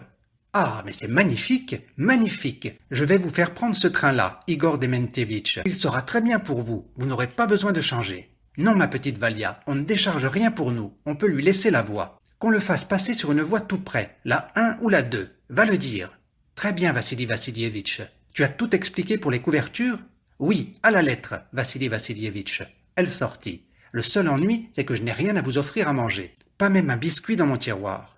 Zotov ouvrit son tiroir comme s'il n'en était pas entièrement convaincu, comme s'il y avait peut-être un biscuit après tout. Mais la ration, ce n'est pas autre chose que la ration. Et Vassili avait fini le matin même ce pain qu'on lui avait apporté pour toute la journée. Vous n'avez vraiment rien mangé depuis que vous avez perdu votre train? Ne vous tracassez pas pour l'amour du ciel, Vassili Vassilievitch. Dveritinov appuya ses 5 doigts déployés en éventail contre sa vareuse souillée, au bouton dépareillé. Je vous suis déjà infiniment reconnaissant. Son regard et sa voix n'étaient plus aussi tristes. Vous m'avez réchauffé le cœur, au sens propre et figuré du mot. Vous êtes un brave homme. Par ces temps difficiles, c'est une chose qu'il faut savoir apprécier. À présent, veuillez m'expliquer où je vais et ce que je dois faire. Pour commencer, expliqua avec plaisir Zotov, vous irez jusqu'à Griadzi. Dommage que je n'ai pas la carte. Vous voyez où c'est? Pas très bien, non, mais il me semble en avoir entendu parler. Mais c'est une gare très connue. Si vous y arrivez de jour, allez avec votre feuille. Vous voyez, je marque que vous êtes passé ici. Allez voir le commissaire de la gare. Il vous fera un papier pour le centre de ravitaillement. Vous y toucherez une ration pour 2 jours. Je vous remercie beaucoup. Mais si c'est de nuit, ne descendez pas, ne bougez pas de ce train. Vous seriez resté enfoui dans vos couvertures, vous ne seriez pas réveillé, vous auriez abouti Dieu sait où. Après Griadzi, votre train ira à Povorino. Mais même à Povorino, à moins que ce ne soit pour aller au centre de ravitaillement, ne quittez pas votre place. Le train vous conduira à Artcheda. Artcheda est la destination de votre convoi numéro 245-413. Et Zokov remit sa feuille à Dveritinov. Celui-ci, tout en la cachant dans sa poche de vareuse, toujours la même, celle qui fermait, demanda. « Artcheda? Je n'en ai jamais entendu parler. Où est-ce » On peut dire que c'est aux environs même de Stalingrad. « De Stalingrad » répéta Dveritinov en hochant la tête. Son front se couvrit de rides. Il fit un effort distrait et redemanda. « Permettez, Stalingrad. Et comment cela s'appelait-il avant » Tout ça en Zotov se déchira, se retourna. Était-ce possible? Un soviétique qui ne connaissait pas Stalingrad? Non, cela ne pouvait être. Impossible, impossible, c'était inconcevable. Il arriva néanmoins à se contenir. Il se recueillit, ajusta ses lunettes, dit d'une voix presque calme. Avant, cela s'appelait Tsaritsyn. Donc ce n'était pas un soldat encerclé. Non, un émissaire de l'ennemi, un espion. Un russe blanc, à coup sûr, ce qui expliquait ses manières. Ah oui, oui, Tsaritsyn, la défense de Tsaritsyn. N'était-ce pas un officier tsariste déguisé? Cette manière de demander la carte. Il avait un peu forcé sur l'accoutrement. Ce mot hostile d'officier disparu depuis si longtemps de la langue russe, même prononcé mentalement, frappa Zotov comme un coup de baïonnette. Ah là là, il s'était fait avoir, il s'était fait avoir. Calme, vigilance. Que faire à présent? Que faire à présent? Zotov fit un long appel téléphonique. Il tenait le récepteur contre son oreille dans l'espoir que le capitaine décrocherait le sien. Mais le capitaine n'en faisait rien. « Vassili Vassilievitch, cela me gêne beaucoup de vous avoir dépouillé de votre tabac. Il n'y a pas de mal, gardez-le, je vous en prie, » répliqua Zotov. « Sacré nom, une vraie chiffe, à plat ventre devant l'ennemi, ne sachant comment lui complaire. Si vous le permettez, je voudrais lâcher encore un peu de fumée ici, ou bien faut-il que je sorte. » Sortir? Clair comme de l'eau de roche. Il a compris qu'il a mis les pieds dans le plat et il veut me brûler la politesse. Non, non, non, vous pouvez fumer ici. J'aime l'odeur du tabac. Que pourrais-je inventer? Comment faire? Il laissa encore sonner 3 fois le téléphone et on répondit. Le planton à l'appareil. Ici Zotov. Je vous écoute, camarade lieutenant. Où est Gouskov? Il est sorti, camarade lieutenant. Sorti? Où ça? Qu'est-ce que ça veut dire sorti? Débrouille-toi pour qu'il soit à son poste dans 5 minutes. Il est allé voir une femme, le salaud. À vos ordres. Que pourrais-je inventer? Zotov prit une feuille de papier et, se cachant de Dveritinov, inscrit en gros caractères. Valia, venez dans mon bureau et dites que le 794 a 1 heure de retard. Il plia le papier, s'avança jusqu'à la porte et dit en tendant le bras. Camarade Podchebiakina, prenez, c'est à propos du convoi de tout à l'heure. Lequel, Vassili Vassilievitch? Vous trouverez le numéro inscrit ici. Valia, étonné, se leva et prit le papier. Zotov regagna sa place aussitôt. Dveritinov enfilait déjà sa veste. Nous n'allons pas rater le train, demanda-t-il avec un sourire bienveillant. Non, on doit nous avertir. Zotov se mit à marcher dans son bureau sans regarder Dveritinov. Il ramena dans le dos les plis de sa vareuse sous son ceinturon et fit passer son pistolet du dos au flanc droit, arrangea sa casquette verte sur sa tête, mais il ne trouvait absolument rien à faire ou à dire. Zotov ne savait pas mentir. Si au moins Dveritinov disait quelque chose, mais non, il gardait un silence discret. De temps à autre, à l'extérieur, un jet d'eau s'échappait du tuyau, balayé, dispersé par le vent. Le lieutenant s'arrêta auprès de la table et, s'appuyant contre un coin, il fixa ses doigts. Afin que l'autre ne remarquât pas le changement, il aurait dû le regarder comme avant, mais il était incapable de s'y contraindre. « D'ici quelques jours, ce sera fête, dit-il, et il resta aux aguets. « Eh bien, demande donc quelle fête, et alors la dernière suspicion sera levée. » Mais l'inconnu répondit. « Oui !» Le lieutenant jeta les yeux sur lui, il hochait longuement la tête et fumait. « Je serais curieux de savoir si la parade aura lieu sur la place rouge. » La parade? Il n'y pensait pas, c'était simplement pour faire passer le temps. On frappa à la porte. « Puis-je entrer, Vassili Vassilievitch ?» Valia glissa la tête dans le bureau. Dveritinov l'aperçut et tendit la main pour ramasser son sac. « Le 794 est immobilisé dans les 2 gares. Il arrivera dans 1 heure. »« Diable, que c'est contrariant !» Oh Dieu, le ton faux de sa voix le choquait. « Bien, camarade Podchebiakina. » Valia s'éclipsa. Tout près dehors, sur la voie numéro 1, on percevait le halètement contenu de la locomotive. Le choc ralentit des roues qui freinaient. On sentait le sol frémir. « Comment faire ?» réfléchissait à voix haute Zotov. « Je dois aller au centre de ravitaillement. Eh bien, je vais sortir de ce bureau, j'irai n'importe où. »« Comme vous le désirez, » dit Dveritinov avec empressement, le sourire aux lèvres, et déjà il se levait son sac à la main. Zotov décrocha sa capote. « Pourquoi iriez-vous geler n'importe où? La salle d'attente, elle est si minuscule, vous n'arriveriez même pas à y poser le pied. Il y a un tas de gens couchés par terre. Vous ne voudriez pas venir avec moi au centre de ravitaillement ?» Cela semblait si peu convaincant.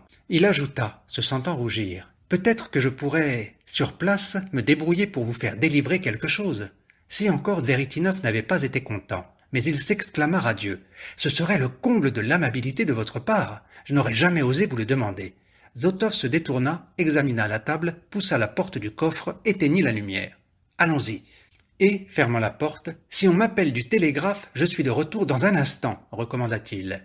Dveritinov sortit le premier avec sa veste grotesque, et ses molletires relâchés en tire-bouchons. Ils s'engagèrent dans le petit couloir froid, mal éclairé par une ampoule bleue, et débouchèrent sur le quai.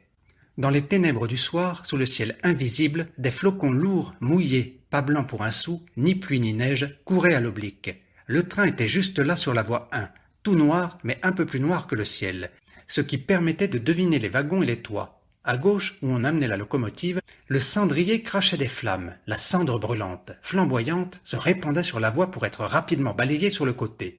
Plus loin au-dessus, un feu vert était suspendu dans les airs, rond, tout seul. À droite, en queue, des jets d'étincelles enflammées éclaboussaient les toits des wagons. Des silhouettes noires, de femmes pour la plupart, longeaient le quai en courant attirées par ces étincelles de vie. Quelque chose d'invisible, entassé, énorme, fondait en un seul tous ces souffles oppressés. On traînait des gosses qui pleuraient, d'autres silencieux. 2 personnes haletantes bousculèrent Zotov et firent avancer quelque chose comme un énorme coffre. Derrière, quelqu'un d'autre traînait sur le quai autre chose d'encore plus lourd et qui grinçait. Juste maintenant que voyager était devenu infernal, tout le monde se trimballait avec des nourrissons, des mémés, des sacs impossibles à soulever, des corbeilles grosses comme des divans et des coffres gros comme des commodes. N'eût été la cendre sous la locomotive, le sémaphore, les étincelles au conduit de chauffage des wagons, et, enfin, la flamme non camouflée d'une lanterne qui brillait loin sur les voies, nul n'eût cru que le nombreux train se trouvait ici. que cette gare n'était pas une forêt profonde, un immense champ noir docilement prêt à affronter l'hiver en ses lentes mutations saisonnières, mais parvenait à l'ouïe le grincement des attelages, la trompette de l'aiguilleur, le halètement de 2 locomotives, le martèlement et l'agitation de la foule en émoi. « Par ici !» Zotov entraînait l'inconnu dans un passage à l'écart. Il tenait une lanterne à verre bleu et, à plusieurs reprises, en éclairait le sol afin que Dveritinov vît lui aussi son chemin. « Oh là là, j'ai bien failli me faire emporter ma casquette, se plaignit-il. Le lieutenant marchait sans un mot. « C'est de la neige et ça n'en est pas, ça vous rentre dans le col, disait l'autre pour soutenir la conversation. De col, il n'en avait même pas. Ici, il va y avoir de la boue, avertit le lieutenant. Ils s'enfoncèrent dans la boue la plus collante, la plus clapotante qui fût, et il n'y avait pas moyen de se trouver meilleur chemin. « Halte là, qui vive !» lança tout près une sentinelle d'une voix de stentor. Dveritinov sursauta violemment. « Lieutenant Zotov !» En ligne droite, dans la boue par-dessus la cheville et plus haut par endroits, dégageant leurs pieds avec effort, ils contournèrent l'aile du centre de ravitaillement et montèrent les marches d'un petit perron par derrière.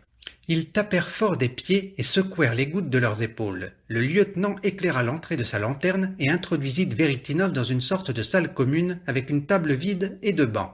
C'était ici que les gardes du centre de ravitaillement prenaient leur repas et s'instruisaient. Il y avait longtemps qu'on cherchait du fil électrique pour y mettre une ampoule, mais jusqu'à présent, cette pièce au mur en planche, même pas blanchie, ne recevait de la lumière que faible et inégale d'une lanterne posée sur la table. Les angles s'estompaient dans le noir.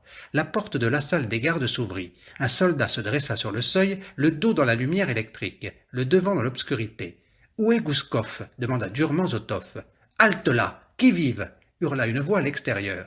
Il y eut un bruit de pas sur le perron. Gouskov entra, un soldat courant sur ses pas. « À vos ordres, camarade lieutenant. » Gouskov eut un mouvement approximatif qui ressemblait vaguement à un salut. Dans la pénombre, Zotov distingua sur le visage de Gouskov, assez effronté à l'accoutumée, une crispation de contrariété d'avoir été ainsi dérangé pour un motif futile, par ce lieutenant auquel il n'était quasiment point subordonné. Tout à coup, Zotov cria d'un ton rude. « Sergent Gouskov, combien devez-vous avoir de sentinelles dans votre garde ?» Gouskov ne prit pas peur. Il s'étonna, jamais Zotov ne criait. Il répondit doucement. « Il en faudrait 2, mais vous savez bien que... »« Je ne sais rien. Faites appliquer immédiatement votre règlement. » La lèvre de Gouskov se crispa à nouveau. « Soldat Bobnev, prenez vos armes à votre poste de garde. » Le soldat qui suivait Gouskov passa derrière ses supérieurs, martelant lourdement le sol et gagna la salle voisine. « Vous, sergent, vous m'accompagnerez chez le commissaire. » Mais déjà Gouskov avait flairé qu'il se passait quelque chose. Le soldat revint, muni d'un fusil baïonnette au canon, passa d'un pas cadencé devant les 3 hommes et se mit en faction devant la porte de l'entrée. C'est à ce moment-là que Zotov fut envahi par la timidité. Les mots qu'il aurait dû dire ne lui venaient pas. « Vous, dit-il d'un ton très doux, et il leva à grand-peine les yeux sur Dveritinov. « Il faut que j'aille voir quelque chose ailleurs. Un moment. » Il appuyait plus que jamais sur ses os. « Restez assis ici, je vous prie. Un moment. Attendez. » La tête de Dveritinov, avec sa large casquette et l'ombre inquiétante qu'elle projetait sur le mur et le plafond, avait un aspect fantastique. Son écharpe trempée lui parut un nœud coulant serré autour de son cou. « Vous me laissez ici ? Mais voyons, Vassili Vassilievitch, mais c'est que je vais rater mon train. Permettez-moi donc d'aller sur le quai. »« Non, non, vous devez rester ici, » ordonna Zotov en courant vers la porte. Dveritinov venait de comprendre. « Vous m'arrêtez » s'écria-t-il. « Camarade lieutenant, mais pour quel motif? Laissez-moi rattraper mon convoi !» Et, comme tout à l'heure, en geste de remerciement, il posa sur sa poitrine ses 5 doigts déployés en éventail. Il fit 2 pas rapides sur les talons du lieutenant, mais le factionnaire dégourdi lui barra la route de sa baïonnette. Malgré lui, Zotov dut se retourner, et alors pour la dernière fois de sa vie, il aperçut à la lueur blafarde de la lanterne ce visage, le visage décomposé du roi Lyre dans son caveau. « Que faites-vous? Que faites-vous » La voix de Dveritinov tintait comme un carillon. « Ce que vous faites est irréparable !» Il leva au ciel ses bras qui sortaient de ses manches, dont l'un tenait toujours le sac. Il s'enfla au point d'atteindre les dimensions de son ombre noire ailée, et déjà le plafond lui pressait la tête. « Ne vous inquiétez pas, ne vous inquiétez pas !» Le sermonnait Zotov et son pied tâtait le seuil. « Il va simplement falloir tirer au clair une petite question. » Et il partit. Gouskov aussi. En traversant le bureau du dispatcheur militaire, « Faites attendre encore un peu ce convoi, » dit le lieutenant. Arrivé dans son bureau, il s'assit à sa table de travail et écrivit « Service de sécurité du ministère de l'Intérieur. Je vous adresse le dénommé Dveritinov Igor Dementievitch, que je viens d'arrêter, qui prétend avoir été encerclé et avoir perdu son convoi numéro 245-413 à Skopina, au cours de notre conversation. Prépare-toi, dit-il à Gouskov, tu prendras un de tes hommes et tu le conduiras au centre ferroviaire. Quelques jours s'écoulèrent, les fêtes étaient passées. Mais l'image de cet homme au surprenant sourire et la photo de sa fille en robe à rayures ne cessaient de poursuivre Zotov. Tout avait été fait, semblait-il, comme il faut. Comme il faut, et pourtant ce n'était pas cela. Il voulut avoir la certitude qu'il s'agissait bien d'un espion déguisé ou alors qu'on lui avait depuis longtemps rendu la liberté. Il téléphona au centre, au service de sécurité. « Je vous ai envoyé le 1er novembre un certain Veritinov. Auriez-vous l'obligeance de me dire ce qu'on a trouvé à son sujet ? On examine son cas. » Le ton était dur. « Écoutez un peu, Zotov. Il y a des choses pas très claires dans les constats concernant les marchandises brûlées à 80%. C'est une affaire extrêmement importante. Certains pourraient se remplir les poches avec. » Zotov passa tout l'hiver à cette même gare, au même poste de commissaire adjoint. Il avait eu bien des fois envie de téléphoner pour demander des renseignements, mais cela eût pu sembler suspect.